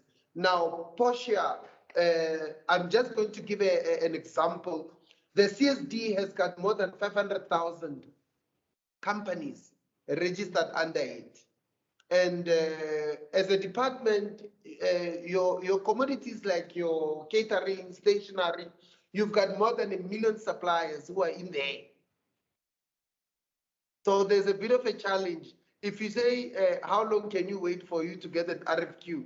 I would rather say, as long as you are registered on the CSD, your footprint, it's in the whole of the public service, including national, provincial, and local government, and your state entities such as ESCOM and SAA, etc. However, some of those entities still have their own small databases whereby you need to go and submit your CSD report. But as environmental affairs, I would say be patient, because we tap into the CSD. One day your name will pop out and we'll be able and we'll be able to give you an RFQ. IT contract, I'm avoiding to answer for the department to answer for contracts that are outside their jurisdiction. We only have control of contracts that we advertise and appoint. The RT contracts, if you need more information, I would rather say contact the Office of the Chief Procurement Officer in National Treasury, or on their website, they've got a list of different contracts and contact names for in case you want, processes or any other information with regard to being on those contracts for National Treasury. But that's an advantage for you to be on those contracts, because whenever government does business that is within those contracts, you will be contacted by any government department and you'll be on an advantage. So I'm just going to give Felicia, I hope I've answered your question. And on time to time, I will definitely require or ask service providers to go to the CSD. Go to your profile. Don't let anyone manage your profile. Go to your profile, look at your profile. There are messages on a regular basis that are coming from National Treasury with regard to such workshops, with regard to funding opportunities, with regard to any changes that are happening within the CSD system itself. So go to the profile and look at those messages, read those messages, and because it's an interactive system. I'm going to ask Ms. Felicia to answer the issue of JVs, because I'm definitely sure that if I'm the one who's bringing business to you, and I wouldn't want to give you full control of the business, I'll give you portion of the business and control majority of the business, including the finances. So, but I'm going to give that question for Ms. Felicia to elaborate further. I'm seeing other hands again. Tendo, I'm not sure if your hand is still an old hand, is a dinosaur hand, or is a new one. But I'm going to go through Kayale, Tendo, and Nonhlanhla. Ms. Felicia, the floor is yours. Okay, thanks, Nico. Colleagues, let's clarify the issue of experience. The department is not taking the experience out of the procurement process. What we are saying is that it depends on the complexity of the commodity that we are procuring or the complexity of the services that we require as a department. There are simple commodities where we do not require experience, we just need supply and delivery. There are those, again, commodities that are influenced by the complexity of its nature, by the budget that we want to spend as a department. So you can imagine as a department, if we want to do a feasibility study or we want to do a comprehensive study where you need to give us recommendations and implement those recommendations that you're coming with. And we are giving this particular service to somebody who doesn't have an experience. In terms of experience, we're not only looking at an experience as a department, we're looking at a number of factors or criteria within a particular project, as Mr. Matabo was presenting. There is a project plan on how well do you understand the nature of this business that we require as a department. That doesn't need an experience, just need you as a service provider to give us your understanding and how you're going to implement it as a service provider to assist us and to meet the deadline that are set by the department. Number two, we're also looking at qualifications. If you have a master's degree, we are saying you're looking for a degree or an honors and coming with a master's degree, it gives you highest points in terms of that particular category. We're also looking at the experience of the company itself. Now, if you're coming as a service provider, as a consultant, that's where you then be, or a big company, that's where you'll be saying, from the previous tenders that have been awarded, previous contracts, this is the experience that I've accumulated as a company.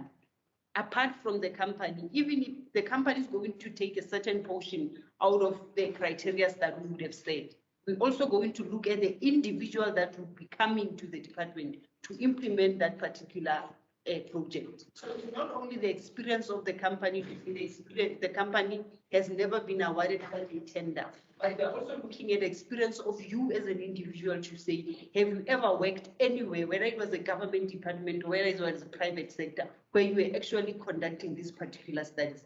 Yes, maybe you are conducting these particular studies.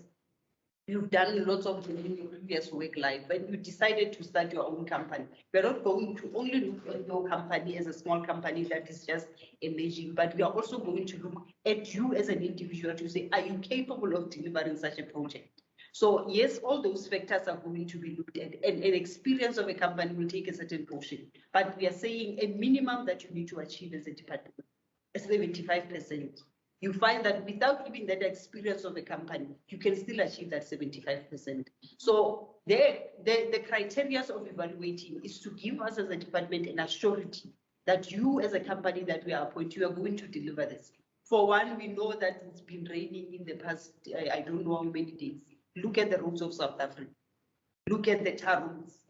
Did we really give these jobs to experienced service providers? Did we as department do a due diligence in making sure that correct service providers are given these particular services? That is you feel for your car when you're driving in these roads to say, oh God, this tar road was just being done last week, but the tar road is outside of the road. So we're trying to avoid that because we are also looking out for the value for money. So the experience, do not worry that much about the experience, as long as you are giving us other elements that could actually say, yes, he's capable. Not only the experience is going to be looked at, but all elements, conclusive elements are going to be actually evaluated to say you as a service provider, you can deliver or you cannot deliver. Now, there's in terms of the joint venture. The joint venture, again, is informed by the complexity of the project to say what skills are we looking for. For one, we'll be saying it's a 10-key project where we are looking for a service provider to do 10 things at a time. You as a service provider, you are somebody from environmental management. Your qualification is there, your experience is there, but the project is saying we're also looking for you to go and do such a study in a particular area, but also do a construction or a fence or build something there that you will be working with. Train people, undergraduates that will, after the program, this particular undergraduate will have the experience to be self-sustainable. But you as a company, you are specializing in environmental management. Now, this is where you go in to look for another partner that has got another set of skills that you do not have. There's no threshold. You can say, let's go 50-50 because I'm coming with this particular element, you are coming to this particular element, but because I'm the initiator of this particular process, I will be the lead contractor in terms of this. Now, when you are doing a subcontracting, you go on your own, you go and do a subcontracting to say, yes, 70% of this particular work I can do it, but the 30% I cannot do it. I therefore subcontract to do the 30% that I cannot do. But as a joint venture, you go and look for other people to say, here they're looking for a training, let me get that particular one. Here they're looking for infrastructure, let me get somebody who's graded in terms of the CIDP. And I could specialize with another element. So it's a combined skills that we are looking in terms of that particular project. And you as a service provider can go and negotiate with other service providers. Actually, this is an opportunity for those small businesses that do not have an experience to actually go under the wings of the big businesses to be good. And when we issue out other tenders, therefore they can then stand on their own to say, yes, I've done 1, 2, and 3. In terms of the experience of the company, in terms of the reference letters, after you have concluded the company, I think there's a handover that they're giving to say, yes, we have done the project satisfactorily. Those are the particular reference letters that we are looking for. We are not saying each and every time we are issuing a tender, go back 5 years back, you're looking and say they might need a testimonial. Whatever that they've given you, a completion certificate serves as a reference letter to say you have successfully completed a certain project in 2021, and you give us that letter and we look at it, look at the contact details, we do a due diligence from our side, and we are good to go. I think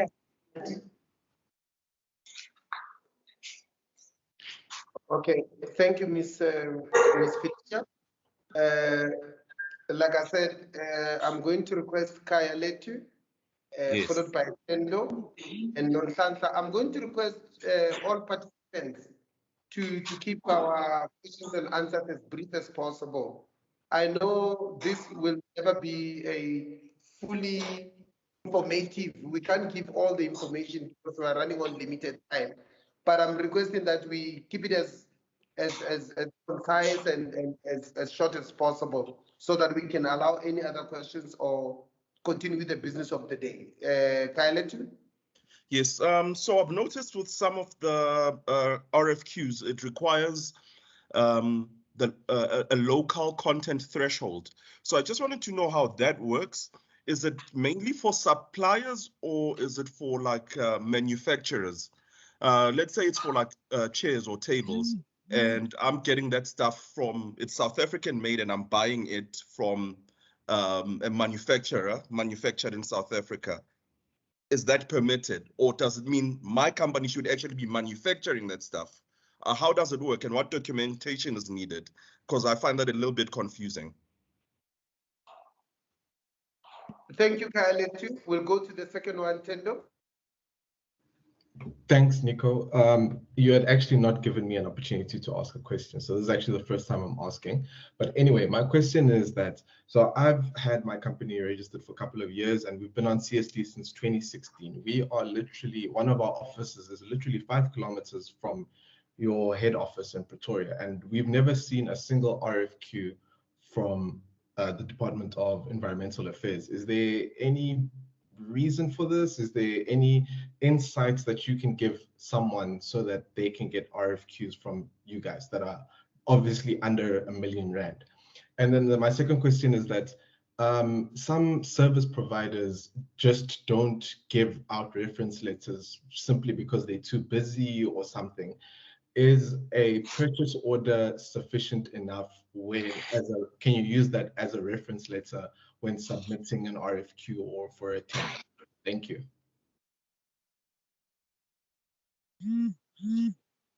Thank you, Tando. I'm going to the, I think it was Nonsansa.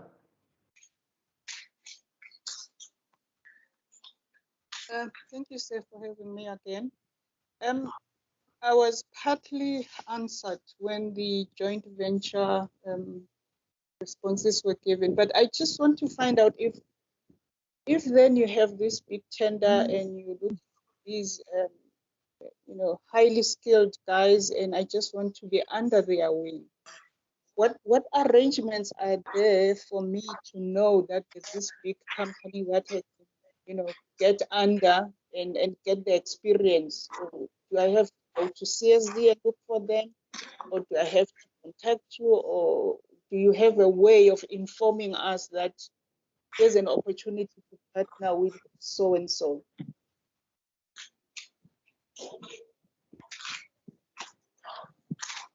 Okay. I'm going to give my supply chain colleagues to answer. Currently, we are on 18 minutes past 12. I'm going to take questions up until past. And then past, I'll hand over to Ms. Tiko. Any other questions that you might have, any other questions that you might have, please feel free to forward them to the provided emails. And we will try by all means to answer them. And the recording again will be made available after the 24th of February. After the 24th, the recording will be on the departmental website, and you can have access to that recording. Let me just take Leslie, and then so that when we answer, we can answer all. There's one question Miss Felicia was to address, of which she wanted to address but couldn't. So, but Leslie, the floor is yours. Okay, for me, I just want to quickly ask, I think I'm not sure who mentioned something to do with funding. So I just need to ask, what is the process of getting funding from Treasury, and is the threshold amount a minimum amount that you need to request from? Because currently I'm sitting with RFQs that the orders that needs quite a lot of money in terms of funding, like 2 point something. And I'm battling to get funding from outside. So I just need to advise what is the process of securing funds Treasury. Okay, thank you, Leslie. On the issue of funding, I'm going to hand over to my learned people from SCM. Ms. Felicia? Okay, I forgot to answer the question about the RFQs that are on the National Treasury Portal. The RFQs that are on National Treasury Portal, when we advertise, we follow the process that Hector has just presented. To say we will select a number of service providers, 20 service providers for a particular commodity, and then we will source from those service providers, giving them a minimum of 5 days. Upon the 5 days, we get the responses. You find there's one response, and then you source again up until such time when we say this is actually actually was not well understood, or it's not very clear to the people that we are sending. Because some of the time, service providers, when they are registering on CSD, they would have ticked all these boxes. Now, when we want that particular service, they don't respond because at the time that we want to procure, they don't understand exactly what we're looking. Our department is dealing with actually complex items most, if not all the time. So when we get these complex items that we do not get, or where history has taught us to say it's a challenge to get them through CSD, and directly send them to the website of the department and to also on the National Treasury Portal. Lately, we've advertised the clearing of invasive plants. We have advertised, I think, tools and equipments, air quality instrument. We have advertised cartridges. I think it was cartridges that we have advertised. What do they call those cartridges? So all these particular commodities that are nature, we will then advertise them. Whoever is supplying them can just respond. It's not the same as us sending you an RFQ and then you respond. When you see them on the National Treasury website, when you see them on our website, you can just respond, and then we will then accept your proposals. So, but these are just those complex items that are below the threshold of 1 million, but it's a challenge if we are sourcing directly from the service providers that are registered. So we just want to advertise them in a bigger platform where everybody can just see them. So those ones are not, where if you are a service provider and you know that you have capabilities of delivering such product, you can just respond to us. So maybe it's an advice to say mostly make it a habit to go back to our website and just check on those RFQs and on the National Treasury website again. Thank you. Mr. Mutambo will take the last set of questions.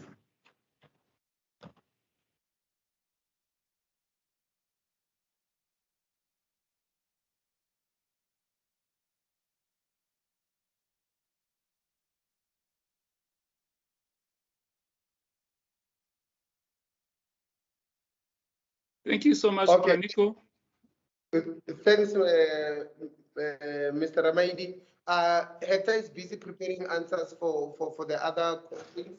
However, I wanted to reiterate, to say that the CSD has got more than 500,000 suppliers. And for a service provider to be registered on the CSD, it doesn't mean that you will receive. I think this question came from Tendo with regard to not have received any RFQ from DFFE, from the Department of Forestry, Fisheries and Environment.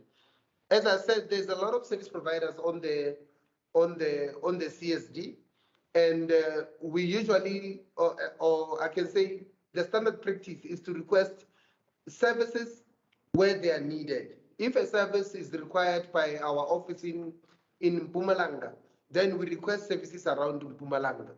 Now, depending on what commodities you have on the CSD, we tap into the CSD and select maybe plus minus 5 or 10 suppliers to respond to RFQs. So just be patient with me, just like Portia. One day you will get that RFQ. But your footprint, it's within the whole of government, meaning that from national, provincial, and local government, all these departments are able to get your to tap into the CSD to get service providers, and it extends even into public entities like your ESCOM, your DENEL. They are using the CSD to get suppliers. So just hang in there. We will definitely respond or send you an RFQ one of the good days. At the same time, you asked the question to say, can't you use a PO as a reference letter? Remember, a PO will only indicate that you did a service of a particular amount and of a particular type for which department when. However, it does not tell me as an evaluator to say, did you do it successfully so? Did you do it on time? So reference letters usually will indicate, even when you were maybe subcontracted, it wasn't your PO, but you were subcontracted to do the job. So the reference letter will indicate to say, company AZ did a particular service for the department, and they were working as the main contractor or as a subcontractor, and how big that project was, and how well did they execute the project. And it will even indicate the contact person, who's the project manager of that particular service, to say, for further inquiries, this is me, Nick Mamojele, and this is my cell phone number, this is my email for any other inquiry. So remember, the reference letter is like a testimonial. So please, unless if on the bid document they said attach a PO, then you can do that. But if they say reference letter, it's a different issue. I'm not going to go through that. Mr. Mutabo, please answer those questions as concise as possible. We're only left with 4 minutes.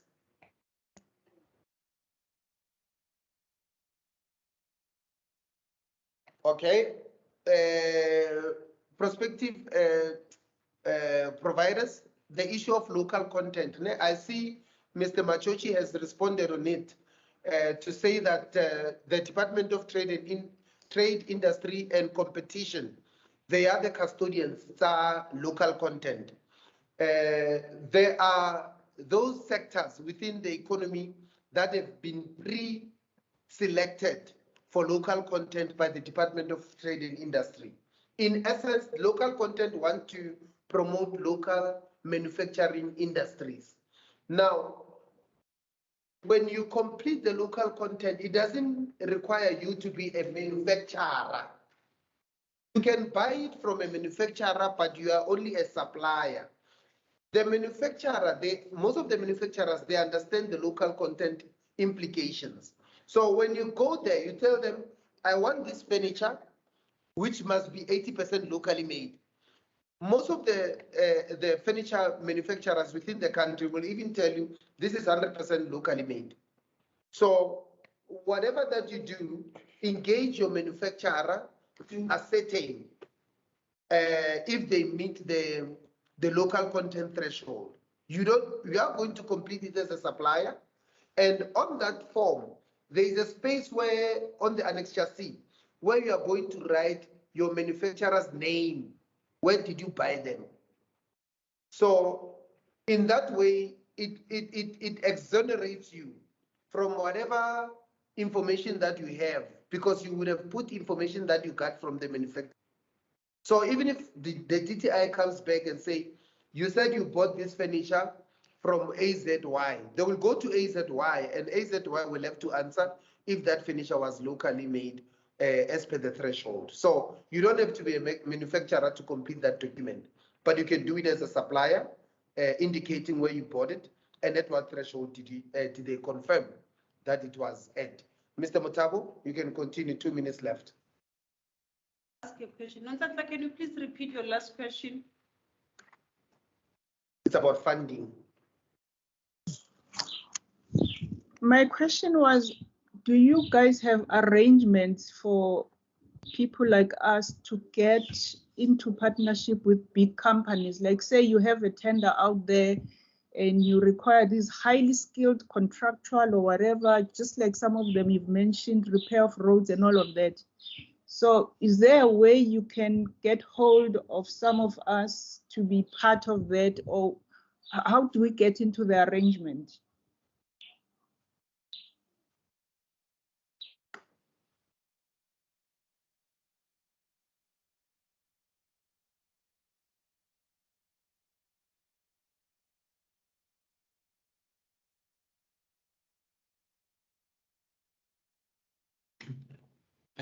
Mamjele, can I take that question? Thank you, Mr. Machochi. Thanks, Mamjele, and thanks, Miss Mathango, for that important question. Yeah, and unfortunately, at this stage, government does not extend its scope to that extent, because it's more of a supplier to supplier relationship and arrangement. What government has done in this instance in trying to, transform the SMMEs is to come up with the preferential regulation that requires the subcontracting of 30% of the project. In that way, it's an opportunity for those big companies to subcontract and transform. But in terms of such arrangement of partnering, government has left that to be an issue between a supplier and a supplier. So it is advisable to, if you want to know these big companies out there, maybe one can resort to Google and try to, enter into partnership agreements with those. Because government will not be calling service providers and say, listen, there is a KPMG that's here. You are an emerging contractor who does the very similar work. Come and partner with them. The government hasn't got that program yet. So we are hoping that somewhere in the future, maybe they will come with that in terms of how it's going to be done, because that will be very interesting to say what would be the approach, especially when you've got the POPI Act restrictions in place. How will that be done, and what objectives will that be? So at the moment, the department does not have that arrangement, as well as government. I haven't known of any that has got that arrangement. Even Treasury themselves, they don't, because they want to leave it as a supplier to supplier relationship. Thank you. Thank you, Mr. Machochi. I'm only left with one hand, and I'm going to maintain it to one hand. Then give over to Mr. Ramaidi. I think it's MPH. Excuse me if I don't say your surname very well. And I just wanted to say, for you to get chances to subcontract or joint venture, please attend briefing sessions that are arranged by different departments, because that is where you meet your big players, and that is where you start engaging and networking, so that once you go into a proposal stage or submission of bids, you might have got yourself, a person that you can JV with. Thanks, Mr. Machochi, for that answer. M. Pierre or Piha, you can pose a question. Good day, sir. How are you? We are fine. And yourself, you came late. No, I wanted to ask how do we register for, for registration to show that we did attend the meeting? Because mostly what I see here is just the names of the people, but not the company names. Like, how will you know that a certain company for Mr. MPR did attend the meeting?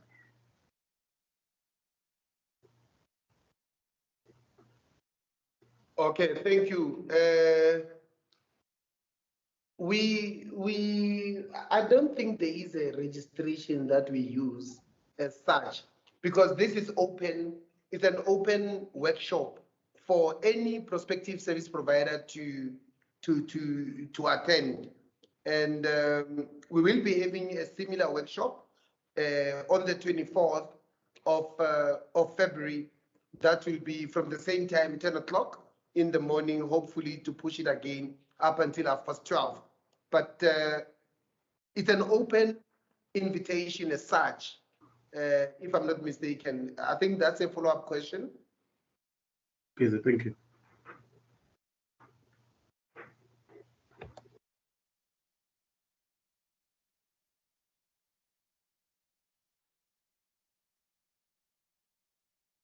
Cindy, can I request that you, any other questions that are coming now, can you please type them in the chat box? In the meantime, I give over to Mr. Ramaidi.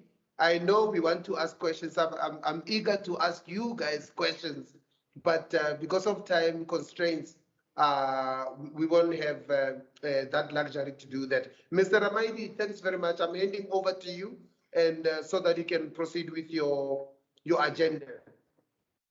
Thank you so much, Mr. Nico, colleagues, and prospective service providers for your participation during the Q&As. We highly appreciate. Please allow me to call upon Ms. Numisa to do a vote of thanks. Ms. Numisa?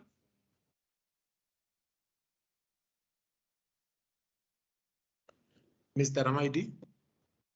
Yes, I'm listening, sir. Unfortunately, Numisa will not be, she is busy with the other workshop on the side, but I will pass this item, Chairperson. Okay, thank you. Chairperson, thank you so much for coordinating this workshop. It started off shaky, but then we picked up the momentum. But to the prospective service providers, thank you so much for honoring our invite. We had anticipated that this there will be a great attendance, but the one that is in attendance right now, it suffices. I think it meets our objectives, and we're going to do more of this throughout the financial year so that we can make sure that our service providers are well aware about what is happening in the department and what is it that they can improve in terms of bidding in the department for these tenders. So we thank you so much for taking your valuable time to be with us in these last 2.5 hours so that we can just engage as the department and yourselves. Thank you so much for that. And for the organizers, the presenters, Ms. Maliho and Mr. Mutabo, as well as Mr. Mamjele for presenting and taking questions and coordinating answers and all of that. We really appreciate all these efforts, and we are looking forward as the department to continuously interact with you. For those who have got, because on the chart, I've noted 1 or 2 concerns that were raised with regards to the bids that were advertised. Please feel free to write to the department for attention to the Director General, and your questions of appeal will be addressed accordingly. So we're wishing you all the best. Let's make sure that we put time and effort as we, bid for these projects that will be advertised in the department, but also understanding what the president have raised in his speech. I think it was 2 weeks ago, where he says there are a lot of red tapes in government, just across government. And that is why he appointed some people who got expertise to investigate and advise in terms of what are those red tapes that are in government that is killing our economy, and how can they be eliminated. So we're expecting that that unit will really, help us as government department, but also help, service providers to make sure that there is a lesser burden in terms of the process that is, followed in government where procurement is concerned. So be that as may, let us just try to work with what is existing in terms of the treasury requirements and the DTI requirements where procurement is concerned, and submit the information that is required together with your bids, so that you will stand a very good chance to compete with other role players or other participants in the procurement process. And ultimately, you will never know. You might find yourself, scoring a big tender. So it's an open, fair, competitive, and a process that we are following in line with the Section 217 of the Constitution. So thank you so much, and enjoy the rest of your day. Thank you. Chairperson, over to you. Thank you so much, Mr. Brian. Before we close today's session, please allow me to take this opportunity to thank you all, starting with our colleagues from supply chain, Mr. Hector, Ms. Felicia, Nico, and Mr. Brian, for organizing such an important session in order to share information with our prospective service providers on departmental procurement plans for the new financial year 2023, and also to outline the procurement processes and criteria. And lastly, let me also take this opportunity to thank our distinguished guests, our prospective service providers, for being part and parcel of today's sessions. We highly appreciate it. Colleagues, it's a wrap. We have come to the end of today's session. Thank you. Thanks a lot. Mr. Tiko, please remain. Togo, please remain. All other internal stakeholders, please remain on the link. The rest, thank you and goodbye. Thank you. Bye. Thank you, Nico, for having us. Thank you. Thank you. You can join us at the 22nd. 24. The 24th. Thank you, guys. Thank you. Another one is leaving grumbling. This is not fair.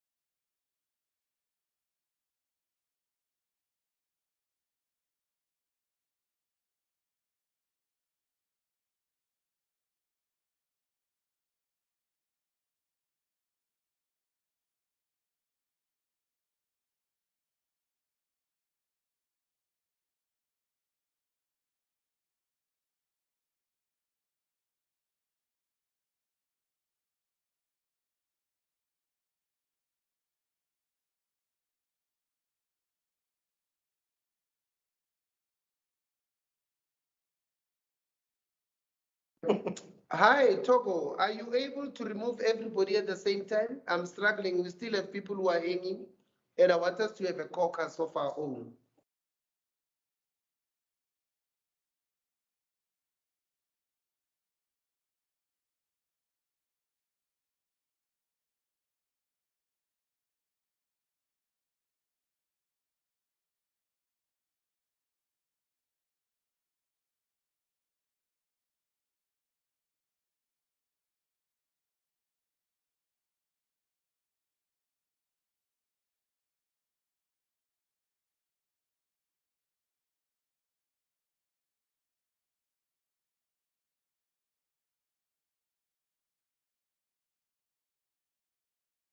We are clear, Momjan. Yo, I'm talking to myself. I was talking and I was on mute. Nico, I can't remove all of them at the same time, but I saw you managed to remove all of them one by one. I removed them. Yeah, we've done that with Felicia quickly. All right. The reason why I wanted Yes. us to have a session, please take us through Togo. You know, every time we've done this, we need to look at where did we go right, where did we go wrong, and what to do for the one that is upcoming. I've noticed that on the website, there was no link. I only saw the advert when I looked at that. So we will have to make sure that the link is on the website. Oh yeah, there is a link, but maybe comms can use it as a different color because it doesn't, you won't see it easily. There is a link, yes. Okay, from my side, the link is the responsibility of communications to put it on the website. I was trying to invite Portia to join us, but I'm not sure if she will be able to join us or not. But it's, I think Tigo here can represent them, the unit. Okay, no, it's fine. You know, what I can propose is that, you know, supply chain can forward the link to me, and I will definitely ensure that, you know, the said link is being forwarded to our electronics colleagues so that they can upload it on the departmental website. I'll do that. The link is there, however, it doesn't show. It's the same color as the typo. So maybe what we can request from you, Tico, just facilitate that the link becomes a different color so that people can see that this is a link. It's the same as the wording that has been typed there. So you can't even tell if it's a link or not. Okay, no, it's fine. I'll do that. Thanks, Mepa. Togo, are we still going to have a dry run for Thursday so that we confirm it? No, there will be no dry run for Thursday because it's the same people for Thursday, Mos. Unless there's new people coming in for Thursday, then we can talk about the dry run. Otherwise, I also requested that we stay behind so that we can tighten any loose ends for Thursday. Otherwise, there's no need for dry run if it's the same people on Thursday, unless it's different group of people. No, it will still be us. I saw the strategy of today working, but I'm not sure in terms of from my side. As soon as we were doing the presentation, Nico was answering questions on. Did Brian leave us intentionally? Now he's got a workshop that is conducting, so probably it's that time when he needs to answer questions or do a presentation. Oh, all right. Okay. And as Togo, yes. Proposal from my side, can we ensure that, you know, all presentation are being forwarded to communication so that we can upload them on time, not on the actual day like we did this morning, colleagues? Let me send them. What we need to do, guys, we need to confine that. On time is on Monday, on the morning. Maybe a day before, like today's presentation. I mean, pardon? Go ahead. No, it's fine. I hear you. You can continue, Tico. No, well, I was just saying that, you know, well, let's try to share information on time, not on the actual day, like we did this morning. Okay. I'm not ready. Okay. And at least if we can combine it to be one presentation. Because remember, after the workshop on the 25th, we need to upload it on the website. No, it's fine. I think we Just to consolidate. No? Fine. From my side, I think I'm fine. Yeah, I'm fine. Togo, do you want us to improve somewhere? Yeah, all I wanted to ask, remember when you guys felt confused, I was trying to empower you. When I said people must join, I wanted people to join as an attendee. I just want to ask you if you've seen the difference where you have presenters at the top and attendees at the bottom, and all of them with their mics off. Yeah. Yeah, we All did right. see that. Yes. I think what just off at that point, at that time that we were starting, I think it was the agenda item where we were expecting that we'll be introducing ourselves, and then I was called, and then we were quiet for some time to say, we've sent the WhatsApp, maybe people were still checking that, and then we came back again to say, no, let's acknowledge those that are here so that service providers may know in terms of what, who are they speaking to in terms of, yeah, the presence of the officials of the department. But other than that, I didn't see any glitches moving forward. All right. But what was happening from your side there at that time? No, Akira was surprised thinking that because Nico was saying, I've sent an SMS to Nico to say, Nico, you've just jumped an agenda item. Remember, after the introduction of the purpose is introduction of officials within the department. Oh, yes. And then after that, then comes me. So he called me before the introduction of those. So I was a little bit puzzled to say, maybe he would then realize that he made a mistake until Nico called him. All right. All right. No, I hear you. At least it was something very light. Yeah, no, it was something very light. Yes. What I want to ask you, have you seen those options under attendees? For instance, now you guys have used the one for removing someone out of the meeting where there's an option to make a person a presenter who is sitting under attendees. Have you seen those options? Even the lowering of hands. I see. Yes. There was some hands on my side. Where are they? Now they are gone. They are all gone now. The only way, if you guys still want to see it, is to go to the Thursday one, because I saw Tico and Hector were on the lobby on that when they joined with that link. On my side, I'm not sure if you noticed, Nikone. There's I think you did notice. For instance, instead of allowing one by one during the question and answers, I've just allowed all their mics. 100%, my dear. Yes, I've just allowed all their mics, but I'm not sure from your side if you've got that option under participants. If you see participants at the top and there are 3 dots next to it. Do you have participants? Yeah. Yes, On there the are 3 3 dots, dots. what do you have there next to participants? Participants, I see. Oh, it's not gonna show now because now the gone. attendees are not here because it's not even showing on me. Yeah. So that's where I did it. Next to participants, there's 3 dots there. So it or inputs. You can also use the chatbot for any questions and comment, queries and input. Minimize background noise, disruptions during the course of the meeting.